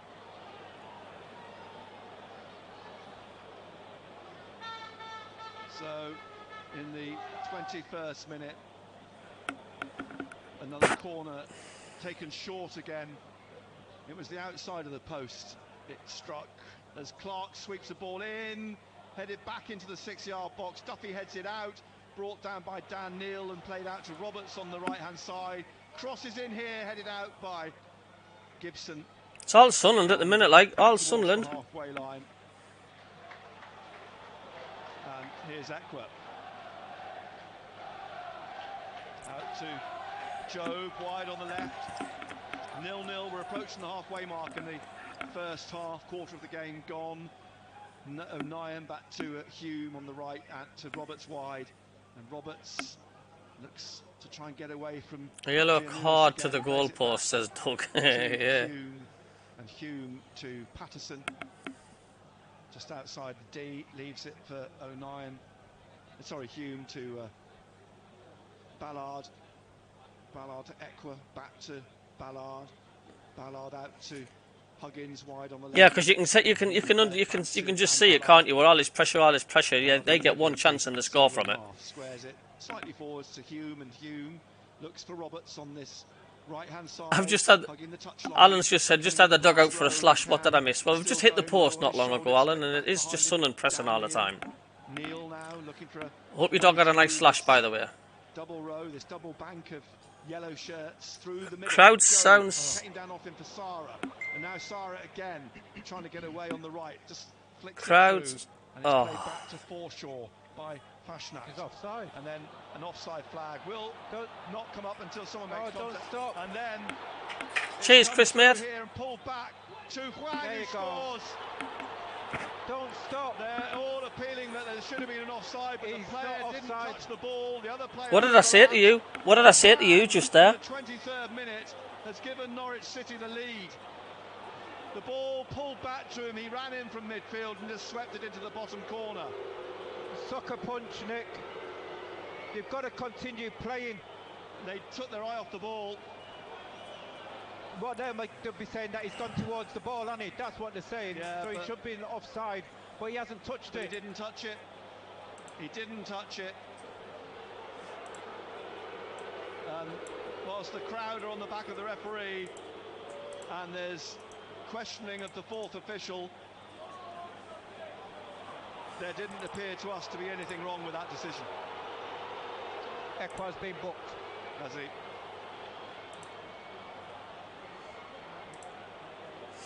I says to you, sucker punch, as you say, and I think Equa realised. I says to you, didn't I? I says, it was too late. Yeah. I says, you watch. I says they'll go up the other end. I mean, I did, and I did not know they scored, but I says, didn't I? I says, you watch Norwich get a break, and they got up and score. And what happened? Within 50 seconds later, they did. As you say, he didn't touch the ball. And their argument is he's gone towards the ball. Yes, he's made the run. Made the run, but he hasn't made any contact. He's made a run towards the Jeez, ball. This is terrible, man. He realised he was in an offside position, and he's just left it. So the goal stands. Sunderland trailing at home. Good finish. Was a good finish. Scored it. He scored 3 goals for Seoul before he moved over here, and then 1 for South Korea when he joined Norwich City. It's his first Norwich City goal, though, for Hwang Wee-jo. Good finish by the lad. He will feel his confidence boosted by that. Can Rusin get a goal this afternoon? Can Sunderland get back in the game? They've been on the front foot all afternoon, then caught by the sucker. Well, someone's just said on the chat there's nothing wrong with their goal. It wasn't offside. I can't comment. I did not see the angle. I don't know. Through, has to pull it back to Hume, back to Roberts on the right-hand side, into Dan Neil, back to Hume to Roberts. Roberts back again to O'Nien, and it's played across the pitch to Huggins and out wide to Clark. Clark looking for Job on the left side of the Norwich penalty area. Fashnak in front of him, plays it back to Huggins. He gets into the box but lays it off again to Jack Clark. Clark, he's got a player, Fashnak, right in front of him, so he finds Job on the left. Job trying to wrestle his way through, rolls the ball to Equa. Equa finds Roberts, good ball on the right side of the penalty area, dribbling in onto his left foot. Something's not quite right this season, said Stephen Jones. FFS, says Jack Carter. Something's not quite right. Can't keep it in. It's a throw to Sunderland, which O'Nien takes quickly. Sunderland trailing 1-0. We're in the 26th minute. Ballard in the centre circle. Plays it to Huggins. Huggins wide again to Jack Clark. Clark, Fashnak in front of him, plays it back again to Equa. Equa into the centre circle. Ballard looks here on the right for Roberts. Roberts Back again to O'Nien. And O'Nien, just short pass forwards to Hume. It was a bit forced back to O'Nien, but he's got it to Equa. And Equa just inside the Norwich half. They'll get an opening. But can they score? Here's Clark again, running at two defenders. He's got through two of them. Comes back outside the penalty area. Shoots. Oh, it just needed a touch from Neil. It would have diverted the path of the ball past the keeper, but he couldn't get that touch. And it swept past him and the keeper for a goal kick. Yeah, it's very, very compact. They get bodies back, don't they? Getting bodies back. And what they do now, they leave 2v2. Sunderland. You've got to be wary of this, because the lad Rowe is quite quick. Yeah. Jonathan Rowe. Again, George Long with a long kick up into the Sunderland half. Wide on the left. It's come back in. Ballard. Rowe was looking for it. And it's come here. Out to the edge of the area for a shot over the bar. Not going to steer 1-0, so we need the next one. All over the place. Yep. Are Sunderland going to lose their 4th game on the trot? Sunderland getting a little bit trapped in a position where they're not concentrating on Norwich's counter-attacks. Too obsessed at the moment with getting back in the game. But Norwich, they do have a threat. We'll soon be in the bottom 4 if this carries on. It's picked up though off him by McLean, out to Rowe, back to You can't sugarcoat and polish a turd, can you? It's what it is. It's what it is. It's out wide to Fisher. Typical Sunderland. Seems years since we lost the knack of stringing together wins. I said this before the match. I says, when was the last time Sunderland won 7 or 8 games on the bounce? Well done. Good pressure. It's led to a Norwich throw. They were 2-0 up against Leeds in their last but one match, but lost it 3-2. And they've only had 1 point out of their last 4 games. That was a 1-1 draw at Coventry. They lost at Swansea. Now both those teams struggling. Leeds came back from 2-0 down to beat them at Carrow Road 3-2.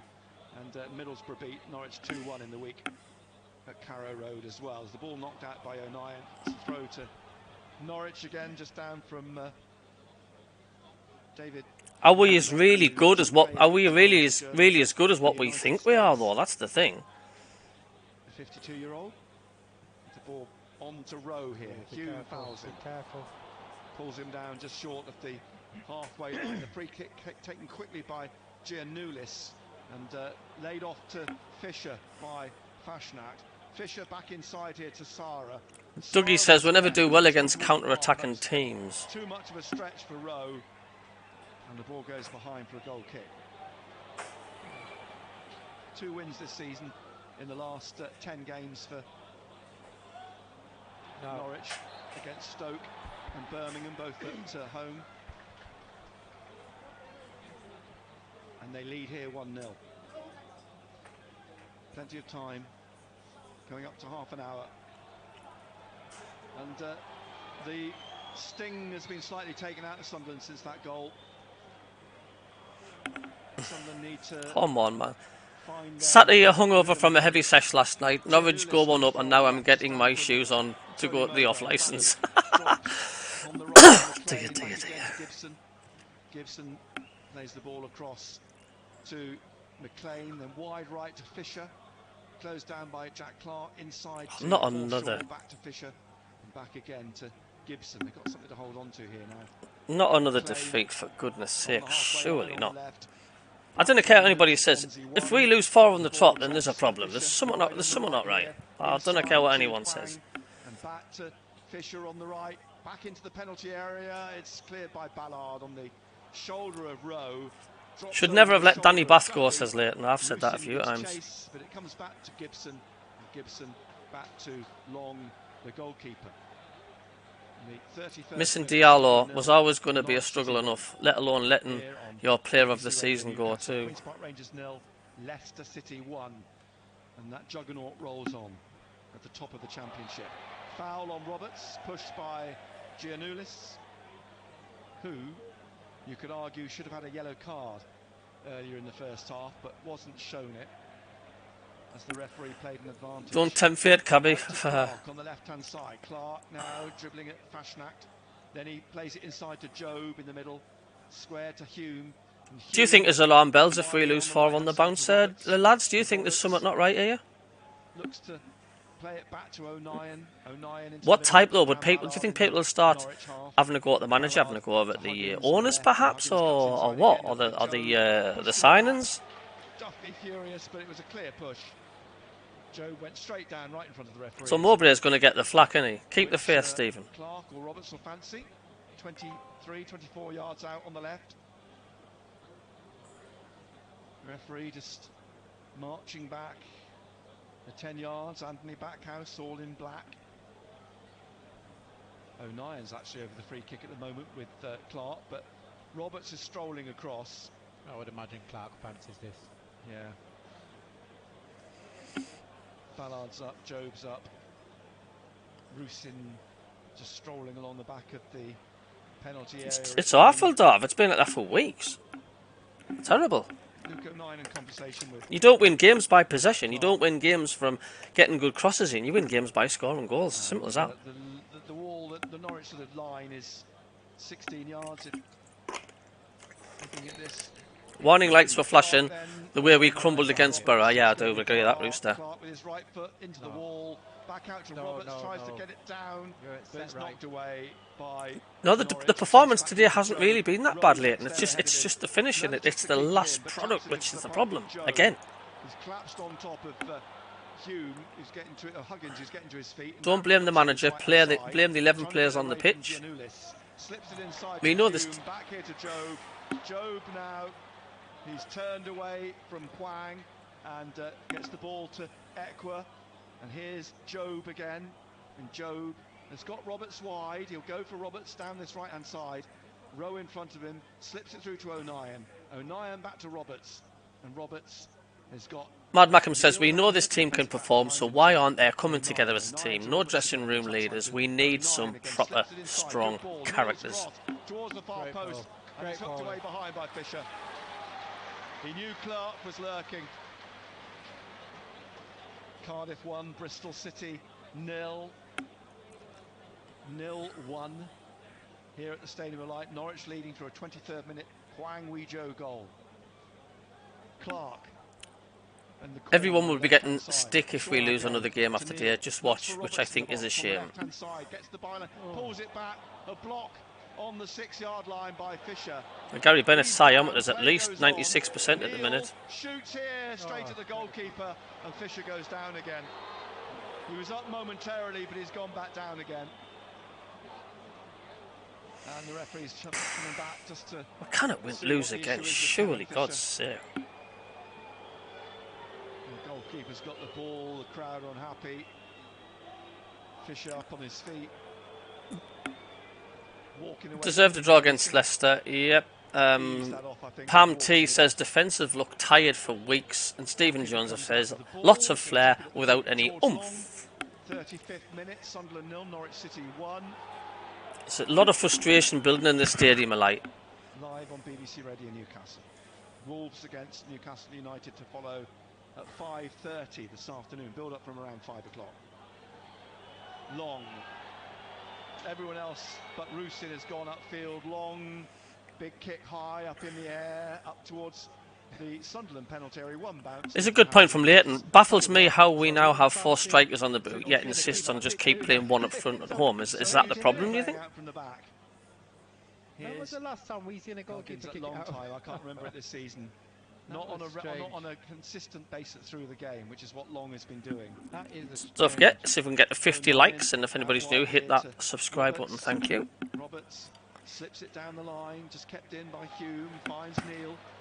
Neil with him. He's got 3 Norwich players around him. He's pushed off the ball, but no foul.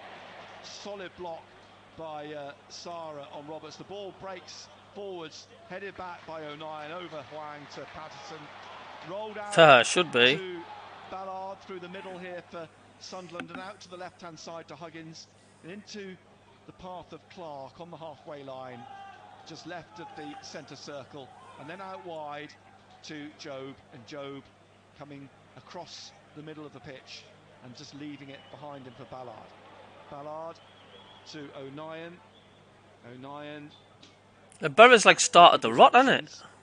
He's just got yellow shirts in front of him. Ballard. I don't care what anybody's. On the left, on the halfway line, pushing on here and wide to Clark. Fisher tries to get the ball off him. Clark gets the ball off Fisher, and now still going. Fisher gets to his feet and having to come back quickly. Job loses it, and it's being brought out by Forshaw, who's lost it. Neil now. He's got Roberts on the right corner of the penalty area.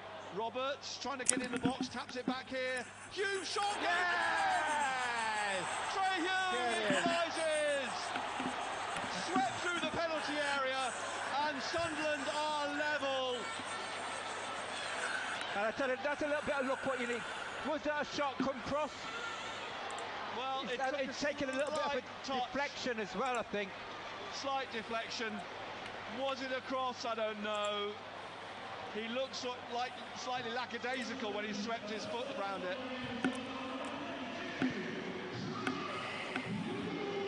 But it sailed through the slightest of touches. It might have put Long off. And that's what you need. You need that little bit of luck, don't you? But I think he was surprised himself. He's ended up in the back of the net. Mr. Oosh. Mr. Oosh. But that's what you need. That's what Sunderland needed. Yeah. So, and fully deserved as well, Nick. Well, it's been all Sunderland, hasn't it, really, this first half. Their mojo restored now.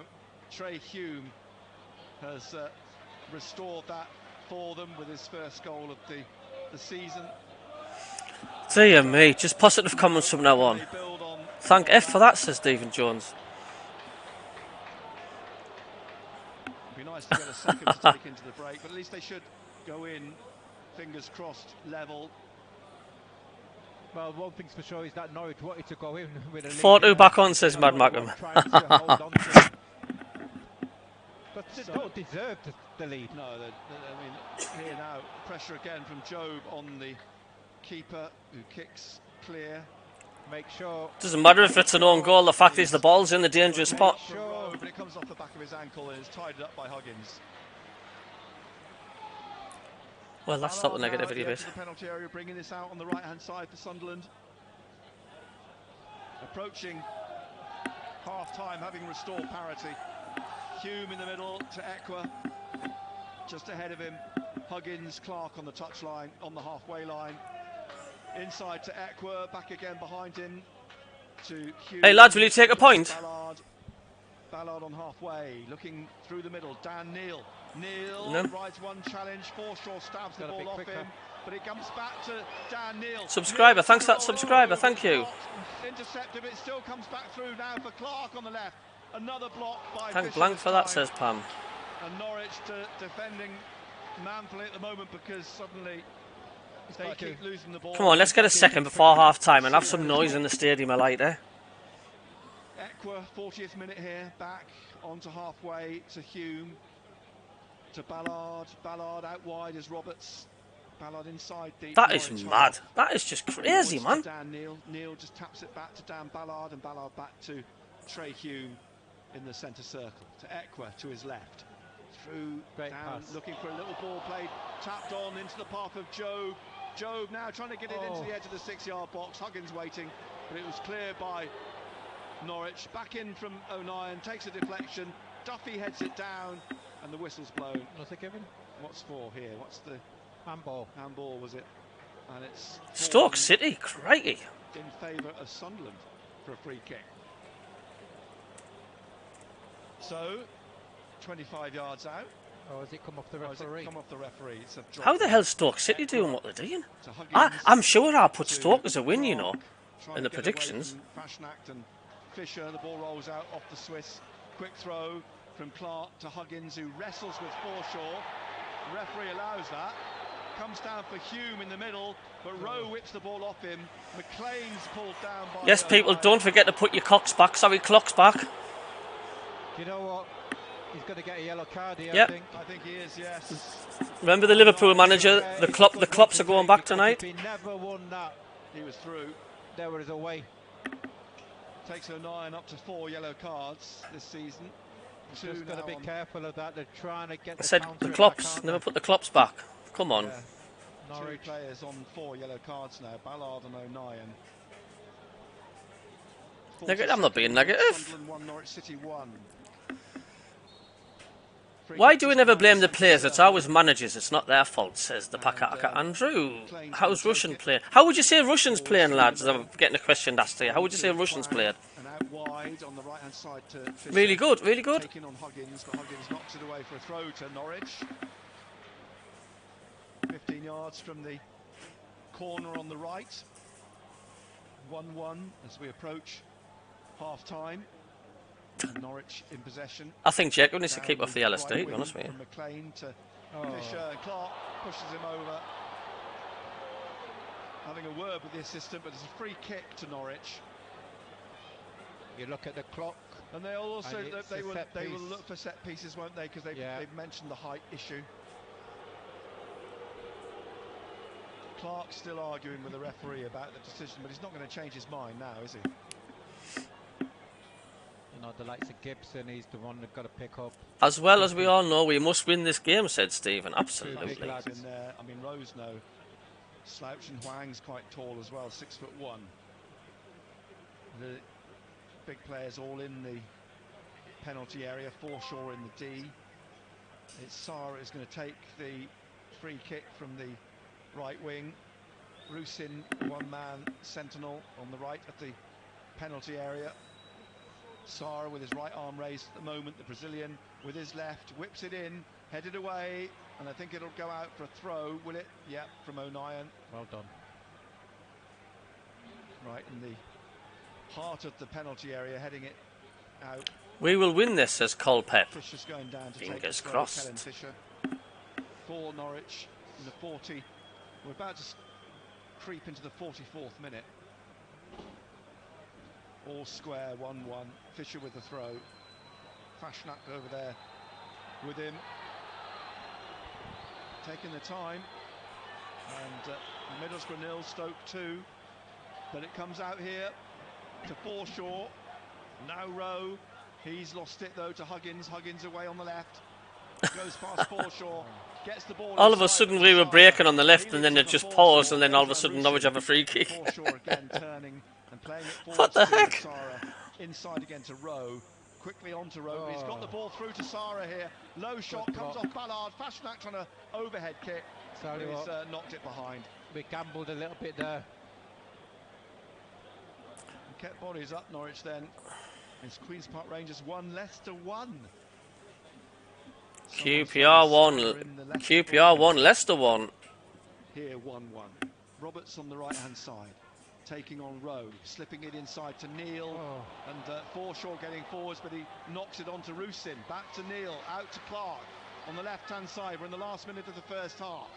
Still Clark, still going round Forshaw, edge of the area, rolls it through to Dan Neil. 2-1. Home, 6 yards. Jack Clark in the last minute of the first half. Lovely football. Get in! Dan Neil was instrumental in taking the ball into the penalty area. And Neil put Sunderland in front. Do you call that a 1-2? It's a great ball out from Dan Neil to Jack Clark, and I'll tell you what, dancing feet. He's gone past one, gone past two, but it's the pass. He finds Dan Neil again, and what a cheeky finish that was. Lovely little dink over the keeper. And Sunderland now, from being 2-1 down, lead 2-1 in the 3 minutes added time. That's a nice goal. That's a nice goal. Sunderland 2, Norwich City 1, and probably come on the balance of play in this first half. Great goal. Lovely finish. You talk about awareness, composure. Composure is the key word there, wasn't it? Had it all to do still, but Jack just Clark lifted again. It in. Great money. Yeah. Lovely football from Sunderland. And now Norwich, Go, get in. 7 or 8 minutes ago, we're looking at. Well, what a difference a few minutes makes, eh? We'll go in at half time, probably 2-1 down. We'll have to, yeah. Giannoulis above Roberts, Forshaw now trying to get the ball forward. He's lost it to Rusin. Rusin away down this right hand side. Forshaw is left, and Rusin on the right puts the ball across the box here. Header from Clark, just wide. Looking for the corner, and the referee gives the goal kick.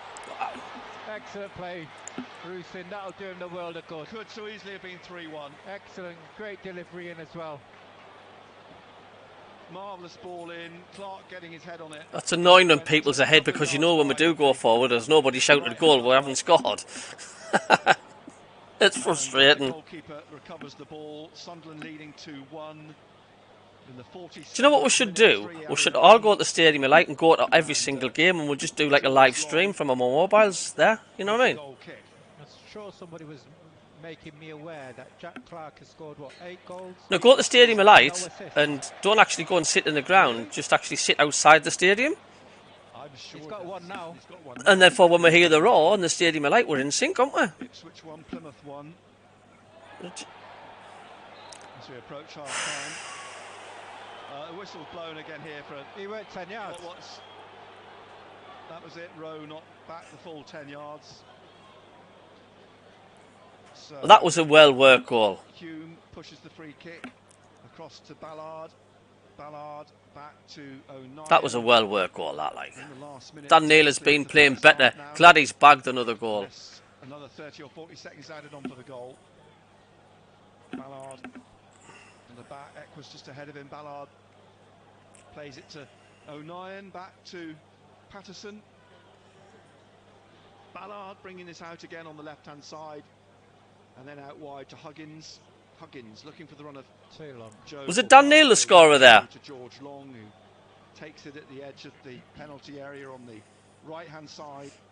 Rolls it to Ben Gibson. And Cheers, Gibson Kingfisher. Kick this up into the Sunderland half.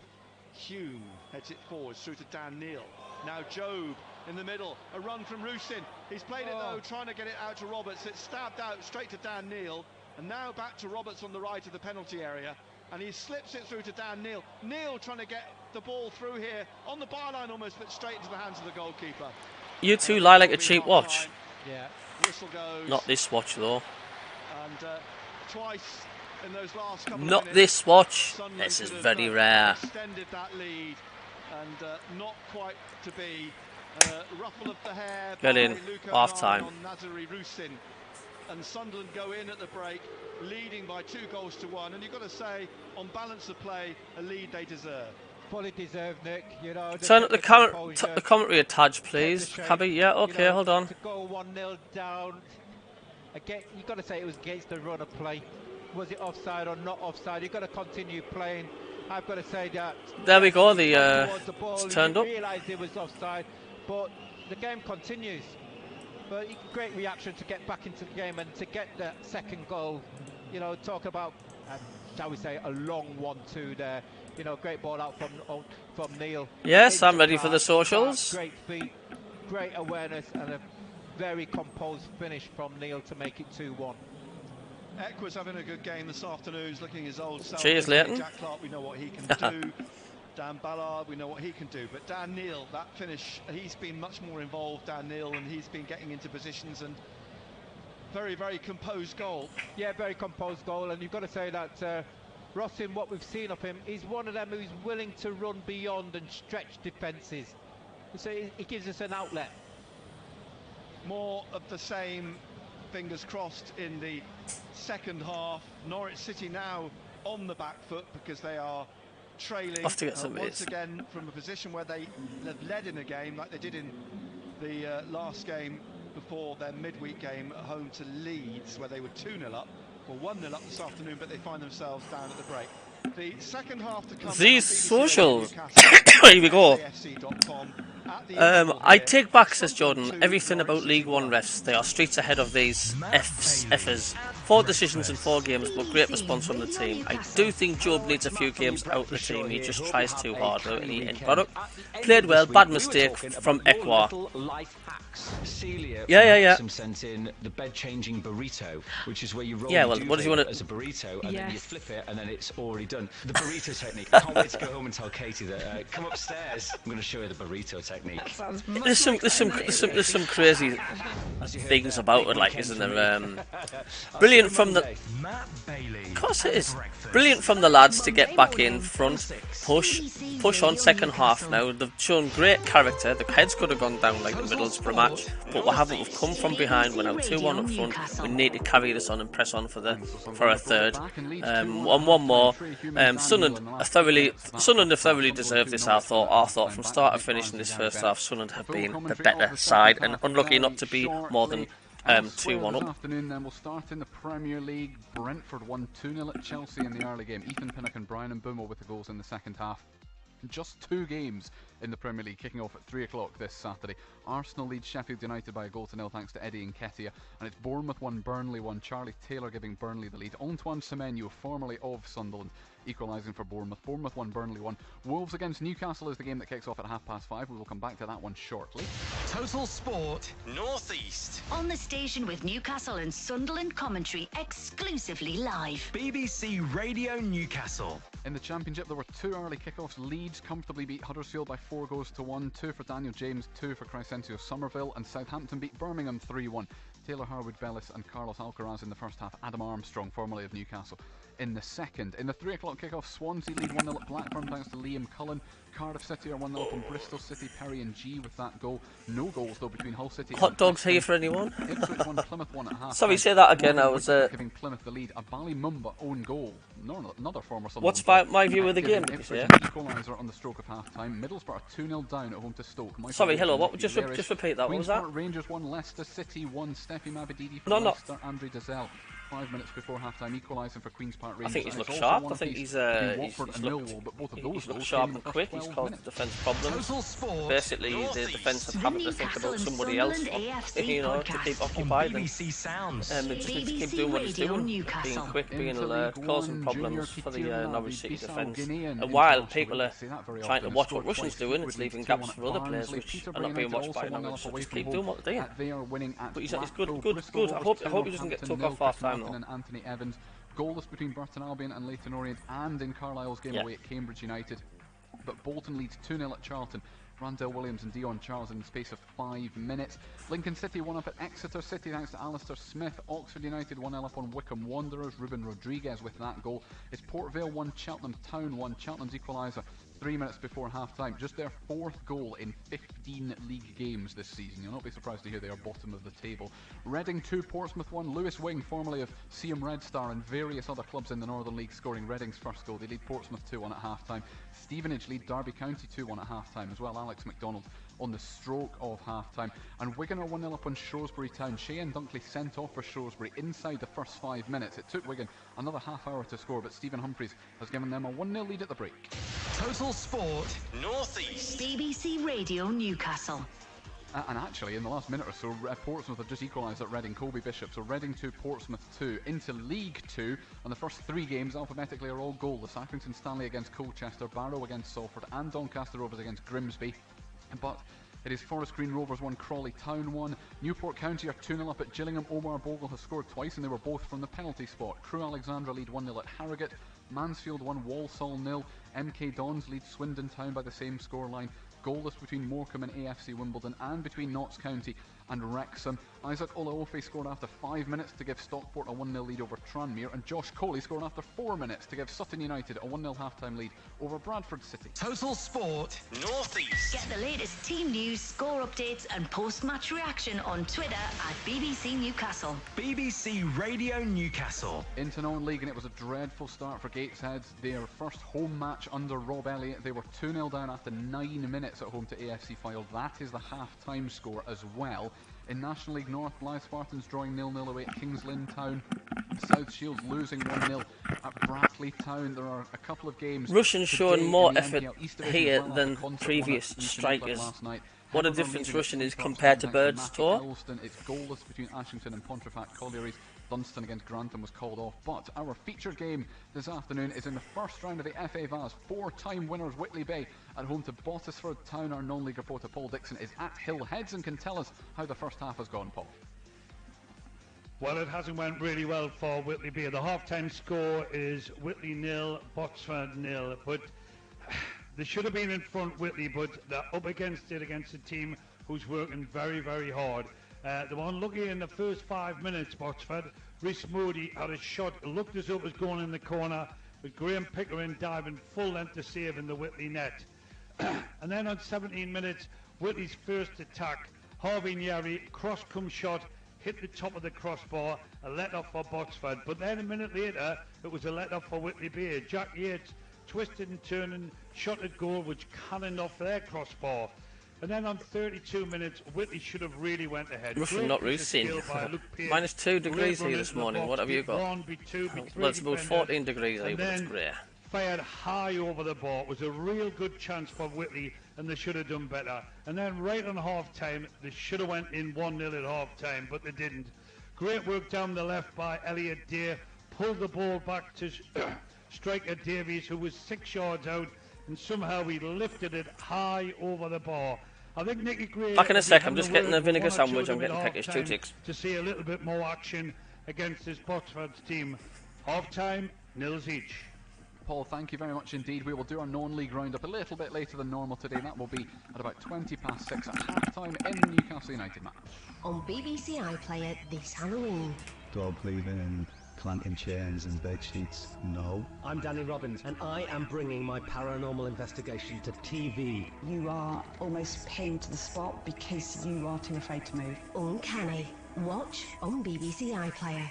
Sunderland leads 2-1 at home to Norwich at half-time. We'll be back with Nick Barnes and Gary Bennett in just a couple of minutes' time. But after them, Newcastle United play Wolves at Molineux at 5:30. Matthew Racebeck and John Anderson will be here with all the build-up once the Sunderland match finishes, probably just after 5 o'clock. Razor also joins us now for a minute, though. Good afternoon, Matthew. Good afternoon, Colin. Hi. Now, Eddie Howe, not with as many players at his disposal as he would like this afternoon for a wide variety of reasons. Well, in his pre-match press conference yesterday, he described his squad as stretched and acknowledged that they are particularly light in attacking areas. Alexander Isak's got a groin problem. It's not too serious, but it's a recurrence of the issue that he had on the international round a few weeks ago. Jacob Murphy with a dislocated shoulder, so we're not sure when he's going to play again. Harvey Barnes is obviously out. There's no Elliot Anderson for a couple of months with a back injury. Sven Botman at the back is also unavailable because of a knee problem, and today Newcastle United themselves confirmed the news that Sandro Tonali's 10-month ban has been implemented, and from yesterday it means that he is not available to play football. It's a worldwide ban, can't play any competitive football until August next year. We are seeking some clarification on further details, Colin, from Newcastle about whether Tonali will be able to train with his Newcastle United teammates and whether there's any chance he can play in training ground matches over the next 10 months. But having been a possibility that he could be involved today, according to Eddie Howe yesterday, that's not going to be the case. No Tonali, a number of injuries in a busy period for Newcastle United, and today up against a Wolves team that is improving, unbeaten in their last 4. So it's going to be a tricky game. It is indeed. Matthew, thank you very much for the moment, and so Razor will be joined as always by John Anderson.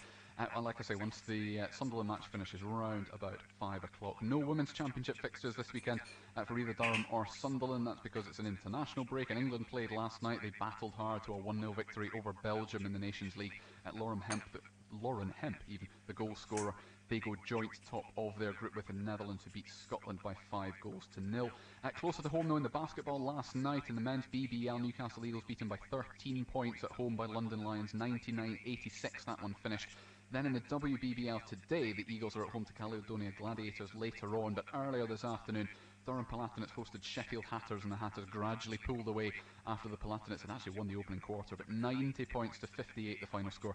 Yannicka Griffith-Wallace, the home side's top scorer, with 22. And in the ice hockey tomorrow as well, Whitley Warriors at home to Widnes Wild in North Division 1. That at Hillheads is at 5 o'clock. Also tomorrow, at the Newcastle Falcons host Northampton Saints at Kingston Park. It's a 3 o'clock kickoff. You can listen to live Just having my commentary Weetabix with Dean Gray and Matt Newsom on the BBC Sport website and the BBC Sport app. Before that, though, it is the Rugby World Cup final tonight. Defending champion South Africa against fellow 3-time champions New Zealand in Paris at 8 o'clock. Both sides looking to make history by winning the tournament for a 4th time. It is going to be an absolute cracker. There will be live commentary on Radio 5 Live and the BBC Sport website and app tonight.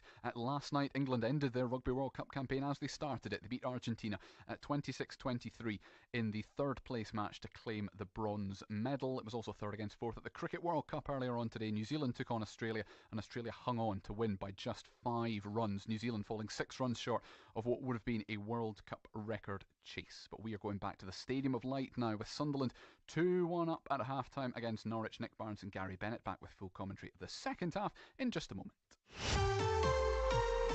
Half-time highlights. Total Sport Northeast. BBC Radio Newcastle. To foreshore by Fashnat. He's offside. And then an offside flag will not come up until someone makes contact. Don't stop. And then it's come through here and pulled back to Hwang, who scores. Don't stop. They're all appealing that there should have been an offside, but the player didn't touch the ball. The other player overlapped. And Hwang, in the 23rd minute, has given Norwich City the lead. Ballard, Equa on the left, on the halfway line, pushing on here and wide to Clark. Fisher tries to get the ball off him. Clark gets the ball off Fisher, and now still going. Fisher gets to his feet and having to come back quickly. Jobe loses it, and it's being brought out by Forshaw, who's lost it. Neil now, he's got Roberts on the right corner of the penalty area. Roberts trying to get in the box, taps it back here. Hume shot! Yes! Trey Hume equalises! Swept through the penalty area, and Sunderland are level. Forshaw getting forwards, but he knocks it onto Rusin. Back to Neil, out to Clark on the left-hand side. We're in the last minute of the first half. Still Clark, still going round Forshaw, edge of the area, rolls it through to Dan Neil, 2-1. Dan Neil makes it home from 6 yards. Jack Clark in the last minute of the first half. Lovely football from Sunderland. Dan Neil was instrumental in taking the ball into the penalty area, and Neil put Sunderland in front. Total Sport Northeast. Nick Barnes and Gary Bennett, MBE. BBC Radio Newcastle. Well, Norwich City out for the second half here this afternoon, waiting for Sunderland to reappear for the second period. Rusin, I think, grew into the game actually. I had a vinegar sandwich in the kitchen before. Lovely. Good. Yeah, he is indeed. He's starting to grow with confidence. He's starting to find his feet. I've got to say that, okay, on the first 45 minutes which you've seen of Norwich, you're disappointing. They really have gone down, and you know, you look at the way they've come here to set up, obviously to frustrate Sunderland and trying to catch them on the break. Hey, disappointed in Gabriel Sara. Heard so much about him. The Brazilian is meant to be one of the better players. Someone just said something on my chat, and it's nothing to do with the football sort of thing. Is how do you get rid of that stupid love heart emoji on the bottom right hand corner of your chat, because it blocks half the chat off when somebody types something? It is annoying. Seeing the extra, I think, you know, he looked right. At Stoke, I didn't think he was. It's not my fault, is it? The race is really change here. Forshaw's coming off. Number 26 and is coming on. Nunez is coming on. So a change for Norwich. The Chilean international Nunez comes on, and he was dropped at the start of the game. This is where Jacob goes, get in! For the second half, Norwich in their yellow and green. The yellow shirts have got thin green hoops adorning them, and Sunderland, of course, in their red and white stripes. And Rusin about to get this second half underway, attacking the north end of the Stadium of Light in this second half, leading 2-1. Referee Anthony Backhouse, all in black, just ready to get us underway. And Rusin taps the ball back to Ekra, out to Jobe, out to Clark on the left wing, back again to Huggins, and now Ballard, and forwards to Hume. If you want, for the next match, I can get rid of that emoji. I can use it in my studio, so let us know if you want us to just get rid of that heart emoji or not, because I can just totally get rid of it. Plays the ball back to Hume, and Hume across to Huggins here. And Huggins wide to Clark on this left-hand side in front of Tony Mowbray. And Clark wanting players to come to him, but plays it back to Ballard in the centre circle. Ballard, short pass forwards to Hume, to O'Nien, and then out wide to Roberts. Roberts back to O'Nien. And O'Nien on the halfway line, just short to Hume, back to O'Nien. Hume again, just in front of him, but back into the Sunderland half. Equa now on this left-hand side. Wide to Clark. Tried to flick it through the legs of the 19-year-old Kellen Fisher. Nunez wins it, gets it back again on halfway, and then plays it through down the right side of the penalty area, and a foul on Huggins by the Swiss midfielder Christian Faschnacht. And Huggins gets to his feet, and Ballard takes the free kick, and it's played out to the far right-hand side to Roberts. Roberts to Hume, back to Roberts. This all still in the Sunderland half. Equa now bringing this on to the left. Huggins on to Clark on the left wing. Jobe making a run. The ball swung through for Jobe in the penalty area. Jobe now should have passed first time, and he allows the ball to be shuffled off him for a goal kick. Needed to get it in on the moment it fell from in the penalty area. He needed to sweep it across. It did indeed. And lovely ball though from Clark. Ballard's just quality. A couple of times, I don't know, he's just been caught on his heels, hasn't he? Yeah. I don't know what it is. He's just... Is it confidence? Oh, how nice. The stream's actually ahead of the audio commentary. Thank you. He's played a lot of games recently, Joe, but I wonder it's starting to get to him a bit. Can I move that emoji to a different position? I'm not too sure. I'll have a look later on. Sunderland, he's 18 years old. There is an argument that he's playing too much football. Stupid. Travelling. Here's Huggins on the left now, and here's Clark. Clark back to Equa. Equa now swings the ball wide on the far side, the right wing. Beautiful ball to Roberts. Brings it down in front of Rowe. Plays it back inside to Hume, back out to Roberts on the right, and back again to O'Nien. O'Nien into the centre circle to Ballard. Ballard on the halfway on the left, looking for Clark again. Fisher goes to close him down. Clark trying to shake him off. Down the line to Huggins. Huggins in space. Now down the left of the penalty area, into the penalty area. Tries to beat the keeper, who palms it over for a corner. Was that a shot? Cross? Well, it became a shot. Something different. Yeah, and the keeper had to tip it over. Great pass again by Clark. So, corner. They're so obsessed with Clark that two men go on Clark. They're losing sight of who else is there. It's played back the corner to Dan Neil. Curls this in towards the far post. Headed over by Duffy. It's another corner. Sixth Sunderland corner. It's Jacob that needs banned. Across to take the corner kick on the far side. It will be Jacob's about 7 minutes ahead, I think. Useful, wouldn't it, from Sunderland's perspective, to go 3-1 up if they could at the beginning of the second half. Here's Clark on the right now. Gets the ball back again from Neil. Back into the middle to Equa. Equa lays it off to Huggins, and Huggins trying to get away from Nunez down into the corner on the left-hand side. Pulls it back here for Jobe, and Jobe into the middle. Let's dominate this half and show what we are made of. Disagree, Jobe is slow. Ballard is just quality. Roberts trying to get in here, blocked though by Giannoulis, and the assistant says it's a Norwich throw. Roberts disagrees. But possession back then with Norwich City.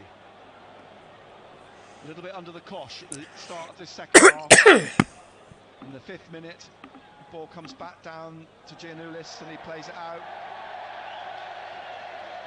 A throw to Sunderland.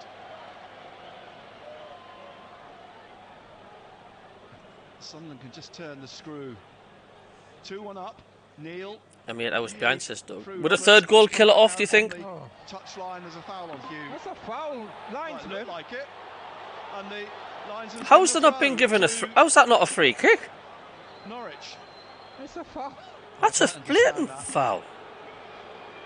And both the official and the linesman were standing next to him. Assistant perplexed as to how Hume can be found flat on his back, and the assistant and the referee say it wasn't a foul. He was tripped by. I know we're a long way away, but looked like a clear trip. Strange. I don't know. And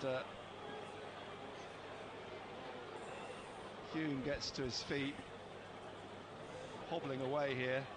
Throw to another subscriber. Thank you. Best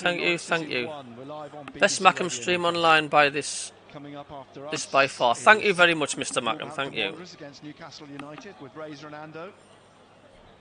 As Nunes tries to dig this out for Rowe, comes off Roberts as the throw again to Norwich City. Back from the office, 6 large bottles of unfiltered Stella, a bottle of Jager and 6 cans of Red Bull. That's my Sunday out the window. How are the lads? Let's hope you can enjoy them tonight. Now on the far touchline, Giannoulis plays it all the way back eventually to the goalkeeper, George Long, in his salmon pink. Away to our left at the north end of the stadium, out to Duffy and out to Fisher. Inside, oh, it slipped past McLean, picked up by Dan Neal. And now Neal out to Clark on the Come on, lads, let's just destroy these, eh? Let's just destroy these. Slip it into Neal. Neal tried to pull it back. It comes off McLean and Fisher, and now Fisher clears it straight to Clark on the left. Oh. Trying to pull this back and does to Huggins. I just know I've done now because I've not heard Jacob going, get in. No point. Words. Hasty with a pass, and out it went for a throw to Norwich City. They're still inside the Norwich half. Kellen Fisher's going to take this. Former ref trying to fix a match. We need that third. I think Bellingham might appear slow because of his size and style. I don't think he actually is. Sunderland, Huggins takes it. Lucky you, lucky kid. I'm working, Mr. Macam. Wang goes to close Ballard down, but it's played back to Patterson safely by Dan Ballard and out to Luke O'Nien. In the 53rd minute, Sunderland lead 2-1. O'Nien with his foot on the ball, and then as he was closed down by Hwang, he plays it to Ballard, and Ballard down the left wing to Clark. Clark now, he's got Jobe ahead of him, trying to get past Fisher, who blocks it. Another throw to Sunderland. Huggins with it, drops to Clark. Clark back to Ballard. Ballard across to Luke O'Nien, just short of the halfway line. Forwards to Hume, back to O'Nien, and now Ballard again. Ballard wide left to Clark. Clark trying to get away from Fisher. That's got to be a yellow card, that Fisher, surely. Clark, but play goes on, and now finally the referee blows. I'm not sure what the delay was as far as Anthony Backhouse was concerned, but Sunderland have got the free kick. Clark gets to his feet. We need a third goal. We do need a third goal. On the left-hand side. Need to make this possession count. We do need a third, but we are absolutely all over these at the minute. Sunderland bench is Bishop, Sealt, Pritchard, still 2-1. Barr, Rigg, Sirkin, Burstow, and Dack. As Ballard plays it wide again to Jack Clark in front of the fourth official. Inside to Equa. It was a scuff past that, wasn't it? Goes inside, Nunes still got it and flicks it into Equa. Equa now looking for that pass to Roberts again, wide on the right. These are here for the taking today, like. These are here for the taking. Hume now being closed down by Sara, but finds Roberts as a foul by Giannoulis. He's got to get his book out. I'm surely now Giannoulis is running out of chances. He had a shirt tugging in the first half. He's just bowled him over there in the second half. There was another couple of niggles. I think he hates the sight of. Well, if we win this, I'll be buying a bunch of flowers for the referee's mother at the petrol station. 22 yards out. And I'll send a bar of dairy milk chocolate for the referee's son. I will, and all. 16 yards out, and the referee just standing to the left of Jack Clark outside the D. They can it. Ballard and O'Nien just ahead of the Norwich defence at the moment, and they just drift back in. The ball's played back to Neal. Just how though? You said they've got into the penalty area. It's headed out. by Duffy. Comes back to Huggins on the right. Mary Casey says back up to 7th as it stands. Looking to get this back in the box as he's tried to slip it through. Would like to see Mayenda. I think Job can move through the gears. Sometimes appears calm but can burst when needed. Wide on the right on the halfway line to Dan Neil, and Neil back to Patterson in the middle of the Sunderland half in the 56th minute. Ballard for Equa, closed down. Come on, lads, make this a good Saturday afternoon, eh? Clark then back to Equa, and Equa back into the middle behind the centre circle. Dan Ballard out to O'Nien. O'Nien then forwards to Roberts. Big win if we get this today, Mr. Mackham, absolutely. Luke O'Nien back to Dan Ballard. Ballard being closed down by Huang, but he gets it to Equa. Equa to Clark. Come on, Sunderland, make this count, because we are all over these Canaries. Seriously, we need this. Need this third. And O'Nien finding Roberts again on the right wing. Rowe in front of him. Ipswich 2, Plymouth 1. Here's O'Nien. O'Nien down the right again to Roberts. Rowe in front of him again. Roberts onto his left. Across the back of the penalty area. Interception though, and they managed to get the ball away, Norwich, but they lose it again, and O'Nien has it on the right touchline. Back inside to Hume, and Hume back into the centre circle to Ballard. It's all one-way traffic, isn't it? Yeah. Clark down the left, trying to step inside. Fashnak, now he finds Job. Job back for Clark. Lost sight of it for just a second, but still managed to get a foot to it. Job picks up the loose ball, and Job now down the left. Fashnak trying to stick with him. Gets it back here, out for a throw, which Huggins takes quickly, and Clark plays it into the centre circle to O'Nien. O'Nien trying to bring this forwards, finds Hume in the middle. Hume looking for Job at the edge of the area, gets a nudge in the back. No. In the Premier League, Arsenal 3, Sheffield United 0. Sheffield United are just on down, and it's Bournemouth 1, Burnley 1. Blackburn 0, Swansea 1, Cardiff 1, Bristol 0. It is still Middlesbrough 0, Stoke 2, and Watford 1, Middlesbrough 1, and Sunderland apparently are leading Norwich 2-1. That was at Huddersfield at the end of August. Out comes George Long, the goalkeeper. Again, big kick from him up towards Rowe, headed away by Hume. Burstow is SHIT, I'm afraid, says Mr. Mackham. Then to Fashnak, out on the left of the penalty area here to Kwang, inside to Sara, back though on the left to McLean, out on the left again for a cross here towards the far post, and off the post, and Fashnak got in for the header at the corner. Come on, Sunderland, we need a third. So we need a third, because you can see these getting a counter-attack and score like they did in the first half. Yeah, that was close, that fashion. We need the third goal. Yeah, it did. 2-1 Sunderland lead. Free kick to Sunderland in their half. And it's played to O'Nien, forwards to Hume. Hume looking for the run of Roberts on the right wing, halfway inside the Norwich half, but his header comes back to Rowe. And Dan Neil has to chase him back onto the halfway line, where Hume makes a challenge and wins the ball. Finds Job in the middle, he's pushed in the back, keeps to his feet, manages to get it out to Clark on the left-hand side. Clark dribbling, playing it back inside to Job. Job twisting, but he's got two Norwich players on his shoulder, and they come away with the ball up here towards Twang, but Ballard gets in front of him and wins the ball back from the South Korean. And Ballard now into the centre circle to Trey Hume. And Hume leaves it for Neil on the right-hand side. And Neil back to Equa in the middle. Huang lurking around near Equa in the centre, but it's played to Ballard. Ballard now on halfway out to the left to Jack Clark.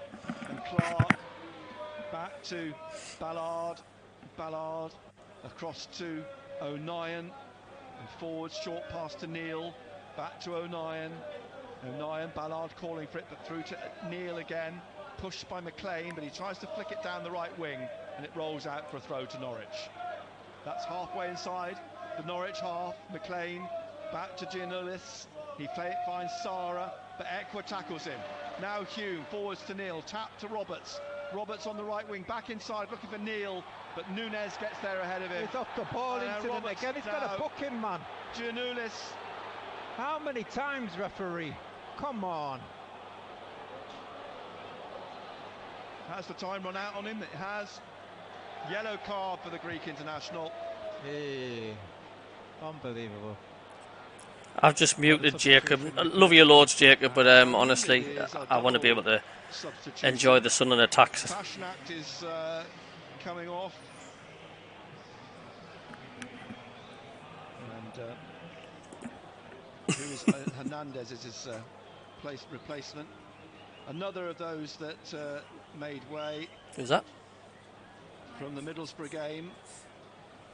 Who was it? Hernandez, a Cuban international. And who is the other one coming on? It is Borja Sanz, the Spanish winger. Oh, he's a lovely lad, Jacob. It's just when we go forward, you can hear Jacob going, "Oh man!" When we're like, we've not even done it. We'll see who came off, but we'll work it out. Come on, Rowe. Oh, is it Rowe who came off? It's the like for the win. Says Kingfisher. Pashnak and Rowe off, and Hernandez and Sainz on in the 62nd minute for Norwich. Trailing 2-1, the Canaries, and in the middle here's Huggins, and he gets it to Clark. Clark back to Huggins on halfway, then Equa whips it out trying to find Clark, but intercepted by Fisher, comes away and slips it inside to Hernandez, and Hernandez back out to Fisher on this right hand side. He plays it back towards Sarah at the edge of the D, but straight in with Hume and got the ball off the Brazilian. Excellent, great defending that from Hume. And the crowd reciprocated. 2-1 then in the 63rd minute, free kick to Sunderland just outside the penalty area. Ballard across to O'Nien. I still would like that third goal. I quite agree with you. Yeah, Gary Bennett just said I was still like that third goal. Yeah, absolutely. Is Jacob back in sync, is he? But you know there's a threat from Norwich. Right. Yeah, the last 15 minutes of the game they'll just go gun-ho, sorry. You know, they'll just throw people forward. Hume's have to come in again there and win the ball back from Sarah. So the third goal would be nice to have. Patterson has the ball at his feet at the moment for Sunderland in his light blue away to our right hand side. Radio Newcastle. Sunderland 2-1 up. Trey Hume and Dan Neil before half time. Here's Ballard on the left, down to Huggins on the left touchline. Huggins inside to Equa. Equa forwards again to Huggins. Come on, lads, we need that third. Forwards gets pushed and tripped and wins a free kick. I think Pritchard's warming up. I think we'll see Pritchard. I think we'll see a couple of changes. Here's Equa. I don't think Rooson's touched the ball in the second half yet. No, he hasn't. Equa again on halfway. Ooh. Roberts on that right touchline. Another lovely ball from Equa. Perfect. It's been fantastic, hasn't it? Plays it back behind him to Hume. Ball into the box, cut out by Stara.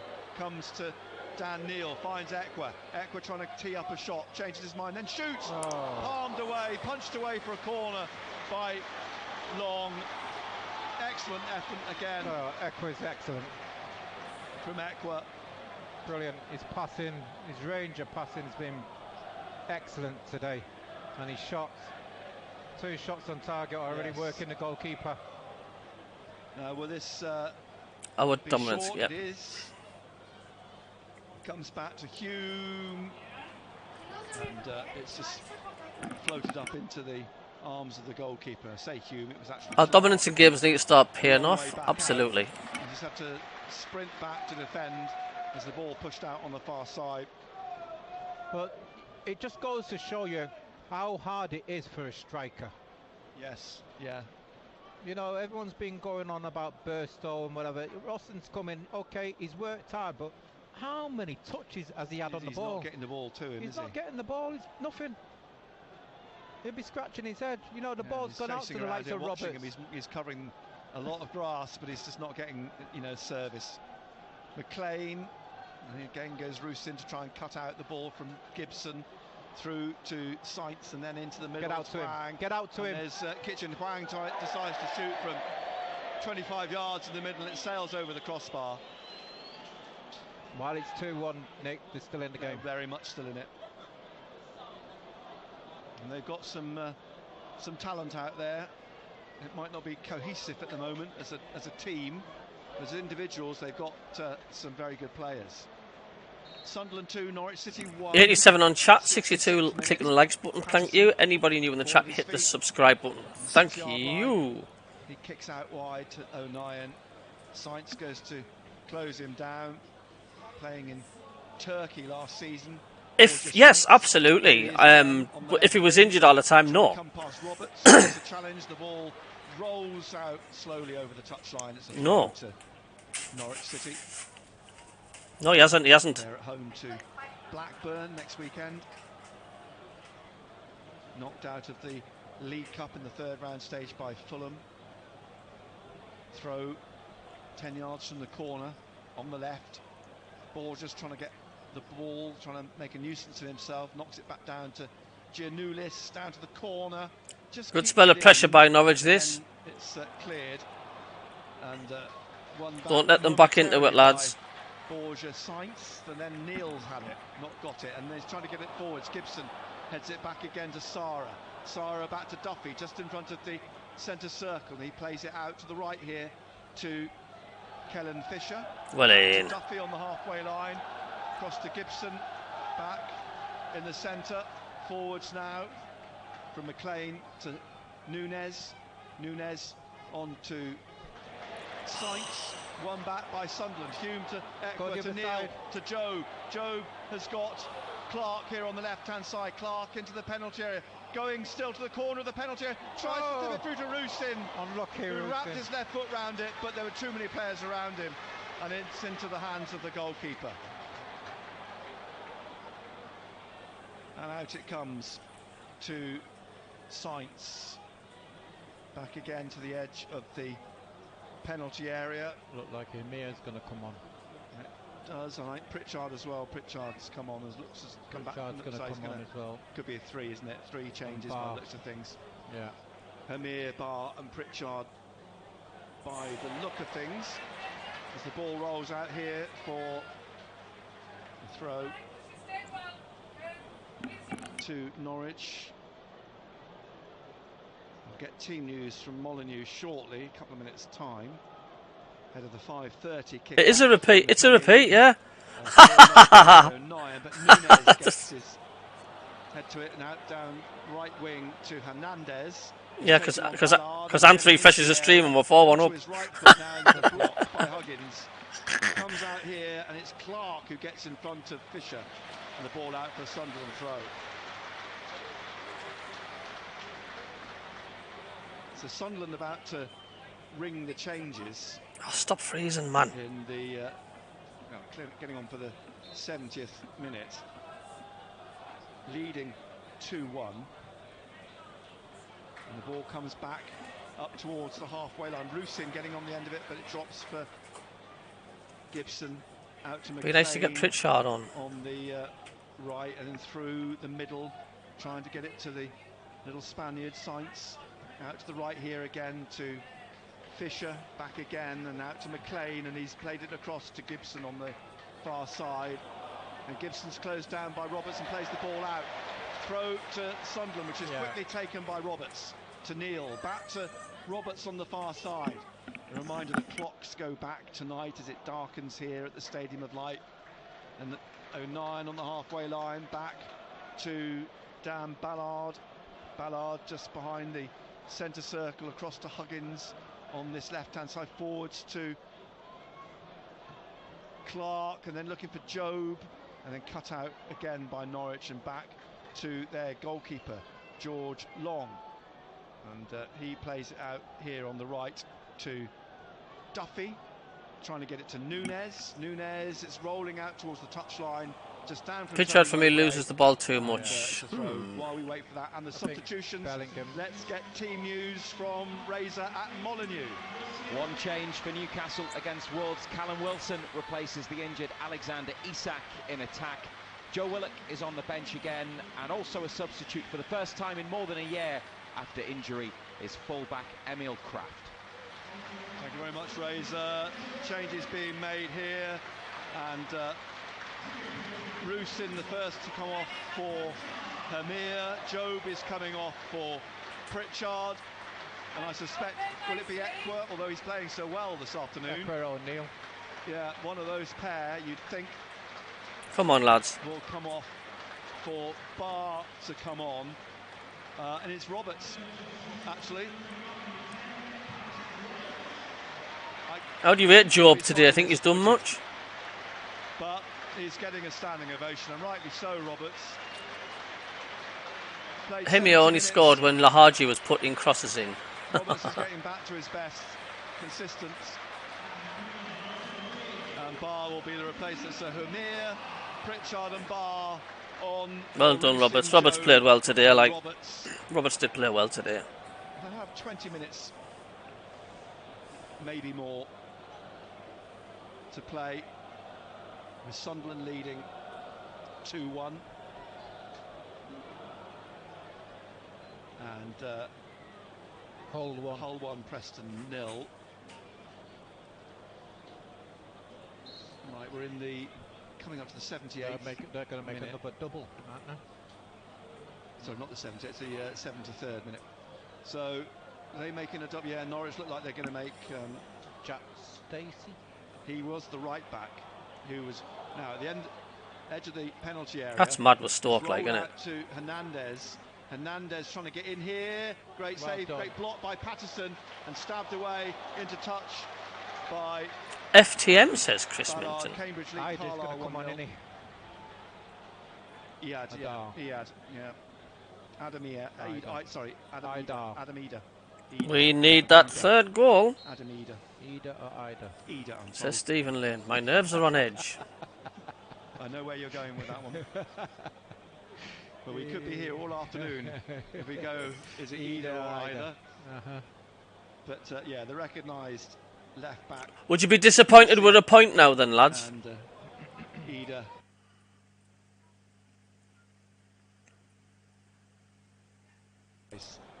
The guess is Fisher at 19 is going to come off, and Hwang's going to come off up front for Norwich, who are going to go for 2-1 down. Yeah.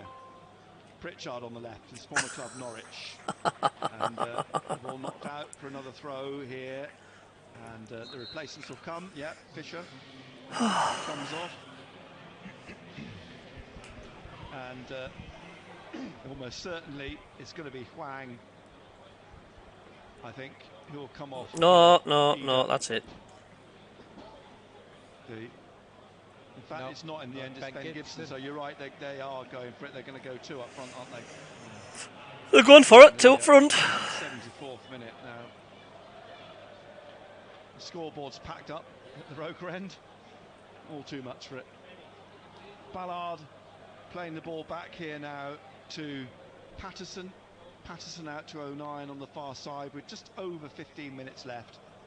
Bournemouth 2, Burnley 1.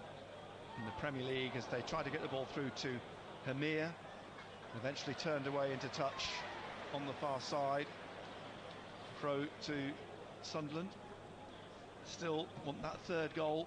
I still would feel more comfortable with a third. Ida and the promotion trophy. Ball bisects them from 09 to Equa, out to Hume, forwards now to Neil, looking for a Bar down the right, but it's run out for a throw.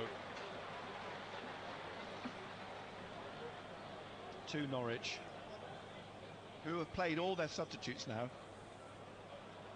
in a bid to try and get level, having been 1 up earlier in the game. Foul, says the referee on Sainz, the 22-year-old Spaniard. Cheers, Kingfisher. Yes, 3 points, please.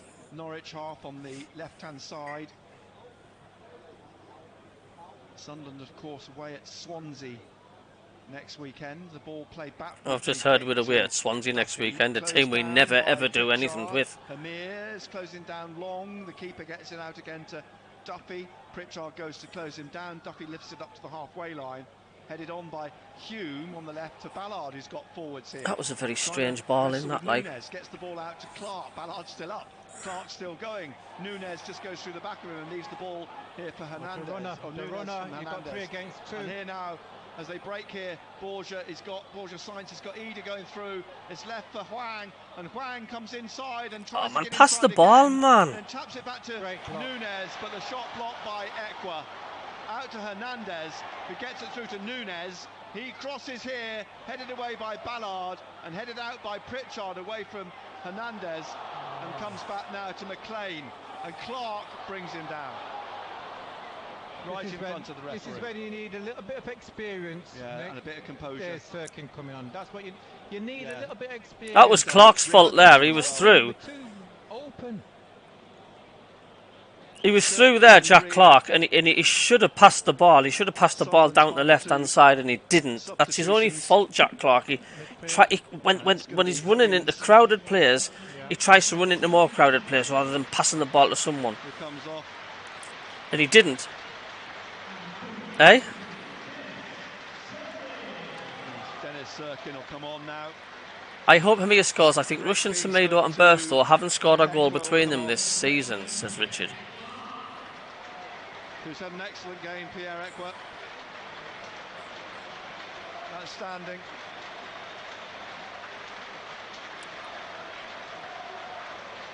Sirkin. Popular player Sirkin with the fans. The question is, would you kept him on and took Neil off?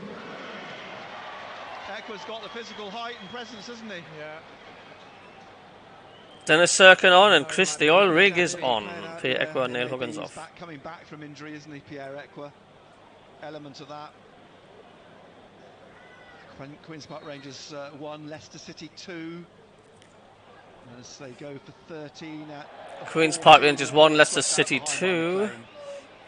If they win again, Leicester. How helpful Viper. 13 wins in 14 games. It's about 14 minutes left. 13 minutes left. Ball back with Patterson. Throws it to Ballard. The left of the centre, the 6-yard box. He just rolls it back to Patterson to take the goal kick. We've got 13 minutes to play. Sunderland leading 2-1. And both teams have played all their substitutes. Kick from Patterson. Driven right up through the middle, looking for Pritchard. Flicked over and down the left. Duffy comes across and loses it to Clark. Clark in the penalty area. Clark still going. Clark goes down. Penalty. And it's a penalty. Clark tripped. It's a penalty kick. And it's sure to be Jack Clark who takes this in the 74th minute. Yeah, good steal there. Oh, I tell you what, if we score this as a box of roses and a bunch of flowers going to the referee's mother on tomorrow morning, Monday morning. Penalty of the season. A chance to possibly wrap this game up as well. We're in the 74th minute, and Jack Clark tripped. Duffy lost the ball to him. 2 came back and they pulled him down, and Jack Clark then with the opportunity to make this Sunderland 3, Norwich City 1. Jack Clark places the ball on the spot at the north end. It's all because I know the ref's mother. And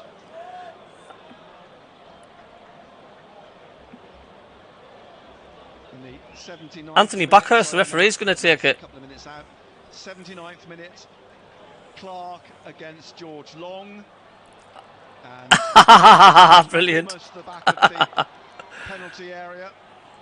Long on his And you refresh it and the goalkeeper kicks it out. By his side, Jack Clark, hands by his side. Here comes Clark. Great goal. Well done. Get in! A 9th of the season for Jack Clark, and surely Sunderland will go on to win the game.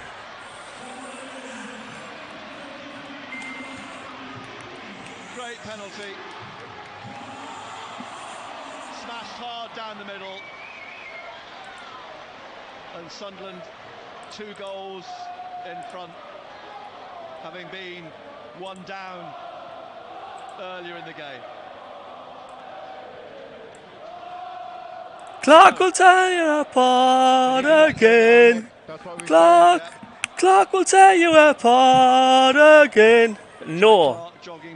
Please, can you got to ban Jacob now, thank you. I've had enough. I don't think there can be any quibbles about the penalty award. Now, here's a question for you, Benno. Go on. Had that been, or was it? I've no idea. Anthony, no. Anthony definitely no. This afternoon, would he have given the penalty? It would have gone to VAR. It would have, in their own minds, it would, wouldn't it? Even though it was a blatant penalty, no. He still would have been waiting on VAR. They would have still been. Yeah. So Sunderland, after 4 attempts in the last 4 games, finally get a penalty. And the ball comes back to Patterson. Lifts it up looking for Pritchard. Hernandez is underneath it. And the cue world has ever seen. And it's Sunderland. Sunderland FC. Birmingham last season. Oh, this feels good now, doesn't it? Well, just the season before. And the free kick for Norwich in the middle of the Sunderland half. Sara's over the ball at the moment, the Brazilian. Sunderland come on, outside the penalty area. Smash that like button. Smash that like button if you're happy, and subscribe if you haven't. Thank you. Down to the edge of the area, it's flicked into the box and bounces through, and out for a goal kick to Sunderland. 3-1 up. Decent. 9 minutes, 8 minutes left.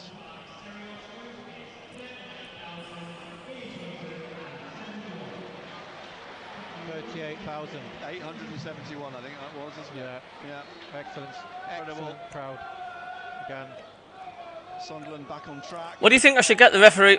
What do you think I should get the referee's mother? Chocolates or flowers? Heading upfield for the kick to come from Anthony Patterson.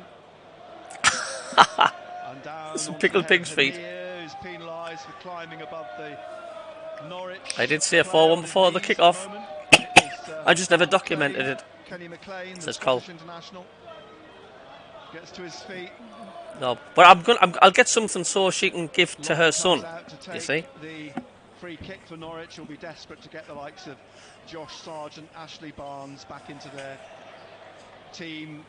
No coincidence that since they went out, this run of theirs has begun.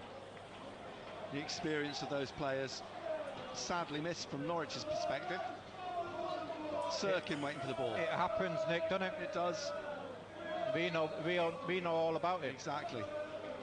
You have to find another way to win games. Sirkin with his throw inside his own half to Clark, back to Sirkin, down the line to Hamir, slips it inside to Pritchard, back to Hamir in front of Tony Mowbray, curls the ball into the Hamir, but straight to Giannoulis, the left back, out to Sara, and then forwards here, flicked on and out wide to Stacey, who shows too much of it to Sirkin, who just thrashes it back up to Duffy, who got caught. Oh, he's made a meal of that one, Annie. Ridiculous. Hamir just backed into Duffy. I mean, there wasn't anything in it really, was there? And the referee's given a free kick. I mean, actually, it probably hasn't done Norwich any favours, has it? No. This free kick's taken. Duffy gets it back from Sara, back again to Long, the edge of his penalty area, passes it out to Duffy and out to Stacey, Jack Stacey on this right hand side, signed from Bournemouth in the summer, another ex-Premier League player, out to Duffy on the right, looking to get it up to the halfway line, and Hernandez battling with Sirkin and then getting it through here to Stacey, inside to Ida, who gets it back to Hernandez into the centre circle to Sara. 6 minutes to go, Sunderland lead 3-1, and out wide then to the left wing, played inside to the edge of the penalty area, battling for it is Hwang. It's back from him almost on halfway to McLean, and out wide again on the far side, Giannoulis inside now, ball slides to the goal line and wins a corner. This is Norwich's first corner of the game, coming in the 85th minute. You've got to concentrate here, Nick. Set piece. So, from the left corner, Norwich City throwing bodies into the 6-yard box. The ball curled in here and Patterson punches it away. And a chase out for Barr. He gets in front of the Norwich player over there and gets the ball. And he's got a lot of work still to do. Hernandez trying to get it off him, but he's still got it. And Barr tried to get it to Pritchard, and Nunez went across and knocked it out for a throw to Sunderland. 5 minutes of the 90 to play. Sunderland 3, Norwich City 1. And following our game here at the Stadium of Light is full commentary after the build-up with Razor and Ando at Molineux of Wolves versus Newcastle United. And the throw back down the line from Hume, played in by O'Nien to Patterson just outside the 6-yard box. And he passes it to Ballard at the corner of the penalty area on the left, being chased out by Eder. 2 minutes, I've got the shop for you, okay? But Ballard keeps possession, then finds Hume on the right, trying to get it forward to Rigg, but Giannoulis just... Apparently Delia Smith's going to come on the centre spot in a minute and shout, "Let's be having you!" And it's blocked by Hume, who's felt the impact that on his calf, I think. And it's Watford 1, Millwall 2. When we went to Watford, we met a steward there, didn't we? There's a stoppage in play here. We met a steward who works for both Watford and Millwall, didn't we? Yes, indeed. Yes. So he'll be at home today. Who's he supporting? Yeah, I think he's a Millwall fan, actually, isn't he? But, so we'll get a throw now. Hume's back up on his feet. Sunderland fans starting to leave, I see, from the East Stand. 3-1 Sunderland lead. Got the noisy brigade down in front of us, and here's Sense. Loses it, throw to Sunderland. Inside their own half. About halfway inside the Sunderland half on the right-hand side. And Hume with it. Back to O'Nien. Eder goes to close him down. O'Nien gets it up to Hamir on the halfway line, who heads it on to Duffy, who heads it out to short of the halfway line on the right-hand side. Ball recovered by Hume again. Throws it in to Neil. Neil trying to get it on to Hamir. Oh, it's Rigg actually threw it to. Rigg waits as O'Nien comes forwards, and he plays it instead forwards to Hamir. Back to, well, eventually Pritchard on the break. Out to Barr on the right-hand side. Barr cutting inside. He rolls the ball into Hamir, and Hamir is tackled. The ball knocked out by Sara to Hernandez, and then a great tackle by Hume. A chase back for Dan Neil here, because Hernandez trying to beat him to it, and Neil gets the ball out to Pritchard, who just couldn't quite keep it in. But to my mind, I don't think the whole ball had rolled over the line on the far side, but the assistant... He's not going to book him, is he? Is he going to book Pritchard? Well, that's ridiculous. Absolute referee. They don't like being spoken to, do they? They do not like dissent. So booking for Pritchard is third. Some of that asking to wave, look, wave. Wave to everybody. Some wave. Wave, look. Wave. Back it comes into the wave. centre circle. And Rigg is away here. Rigg rolling it through to Pritchard. Pritchard in the penalty area. Blocked by the keeper's legs. Good girl.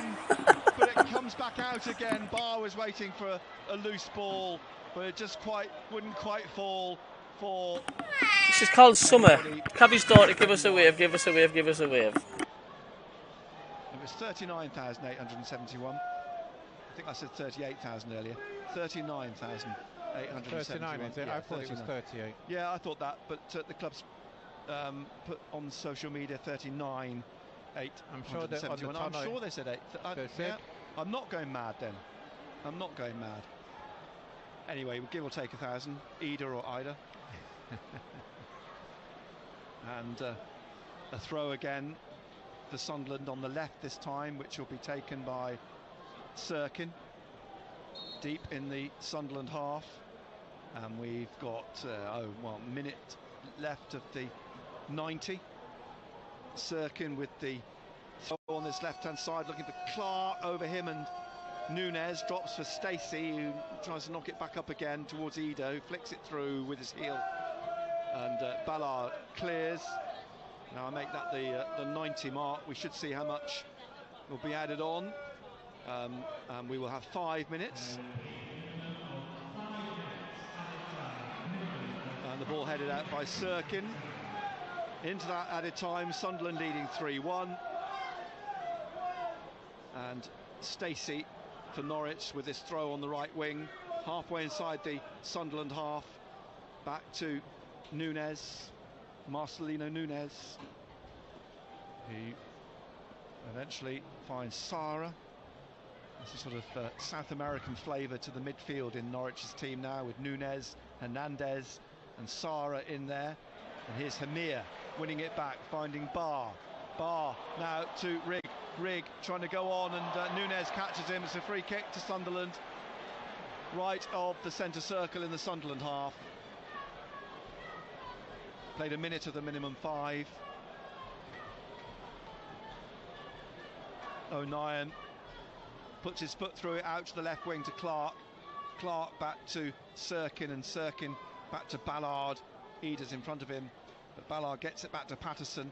Eda's trying to give chase, gets it out here to Hume, who skips around Borja Sainz, and he's away with this over the halfway line, still going, and he's rolled it inside to Chris Rigg. Rigg now, he's got Pritchard, he's found Clark in the penalty area. Clark onto his right, trying to curl it, blocked though by the foot of a defender, and eventually out from Giannoulis back to the halfway line. Ballard wrestles with Eda and comes away with the ball for Sunderland, and taps it to Pritchard, back to Hume, and Hume has Barr out on the touchline but goes back to O'Nien. Played now nearly 2 minutes of the minimum 5, and Sirkin back to O'Nien, forwards through the middle to Neil, and Neil to Hume, and back to O'Nien, forwards again to Neil, back to O'Nien, out wide, Pritchard on the touchline with Barr just in front of him, inside the Norwich half now, and Pritchard's won a free kick. Just over 2.5 minutes left to play of the minimum 5. Barr will take the free kick just inside the Norwich City half, and in the end Hume taps it down the right touchline to Barr. We got clipped, but he goes on. Advantage from the referee. Barr pulls it back. Hamir sails high up into the north stand from 7 yards. It's not going to happen, is it? Just won't happen for him, will it? He will not go to sleep tonight, replaying that in his mind. Watford 2, Millwall 2. Hamir, that should have been in the roof of the net. Should have been in the roof of the net. Instead, it's in the roof of the stadium. Yeah. Norwich playing it out again into the final 2 minutes. They're 3-1 down. Here's Hwang, leaves it for Sara. He plays it across on the halfway line on the left. It's swung up towards Hernandez by McLean, and down the right of the penalty area. In goes Neil to make a challenge, but Hernandez still has it, looking for Sara, who's played it into the penalty area eventually. Eda was tackled, the ball comes out to Hwang again, and he plays a low shot straight through the middle, straight at Anthony Patterson, who's just lying. Oh, what's happened He'll get here? sent off for that. He'll get sent off for that. Ballard's flat on his back. He's ran 10 yards to do that, and he's got to be off for that. I think it could well be. Eda's been increasingly frustrated in the last 10 minutes. The referee's going to call him to him. I tell you what, he's desperately Eda trying to plead a case here, and it's a yellow card.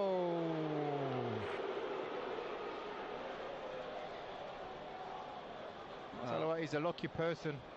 I think the referee's given him the benefit of the doubt in injury time with them 3-1 down. So Norwich still with 10. Yes, my daughter Summer's wanting some Yorkshire puddings for her tea. I've got to put her on mute because she's making a bit of noise. Cheeky monkey, aren't you? See him get much more than 5 as the kick from Patterson sails up into the Norwich half, and Sara trying to get his head on it. Comes down from Rigg. O'Nien getting it forward. Hamir is penalised for a physical challenge. Oh, he's given him a yellow card. Oh. You're welcome, guys. You're welcome. He hasn't got a Scooby-Doo. That was a good old-fashioned shoulder to shoulder. There was absolutely nothing wrong with that. He's given him a yellow card for that. A lad's travelled 10 yards. No. Here's Duffy trying to put the ball up into the Sunderland penalty area. Hooked away by Rigg, and that's it all over. Sunderland return to winning ways. They went behind to what would be deemed, I think, a well done, the lads. Well done, the lads. Themselves, they restored in the end. Cheers for everybody for tuning in and supporting the channel. It does mean a lot. Thank you very, very much indeed. I've got to go to the shop now and get my daughter some Yorkshire puddings for her tea with some roasties. What do you want from the shop, Summer? Summer, what do you want from the shop? Your Yorkshire puddings. Get one of those giant Yorkshires. Oof. Yorkshire pudding with a vinegar sandwich. I think against the run of play, a bit controversial, was he offside or not, but you've got to play on. But shown great character to get back into the game, because they've been dominant right throughout the game, Sunderland. You know, far better team, you know, the way we move the ball, and I think Jack Clark, when he's in that form, you know, he's going to cause any defence's problems. But, you know, some outstanding displays there, you know, and again, you look in the middle of the park, Equa, you know, he broke things up, but his passing, you know, his range of passing was fantastic there. Defensively, you know, we looked solid. Again, you're just seeing Hume grow with confidence as the game went on. He's, you know, obviously with his goal, all of a sudden he started to get forward and started to enjoy the game, you know. And again, you look at Roberts, he did a shift on that right hand side, but overall I thought it was an excellent performance. But also we've got to look at Roslin, who started, and in the end you feel sorry for him, because it's difficult for, and we can see why it's difficult for a striker to get into the game. Yeah, cheers guys. He did okay, he actually grew into it in the first half, and as you say, a difficult afternoon for him playing up front, but he did a job. Amir, well, he's... Don't forget the alternative commentary coming up very, very soon, and it's a right screen. Please watch it, and watch the other alternative commentaries in the streams as well, in the playlists. They were the dominant team for the whole game, really, Sunderland, and nothing less from a victory, I think. You're welcome, Paul. Would have been very, very undeserved. They were... Someone just wave bye-bye. Wave bye-bye. Good girl. Well done. Bye-bye. 38 or 39,871 was the attendance this afternoon, and it's resulted in victory again, finally, for Sunderland.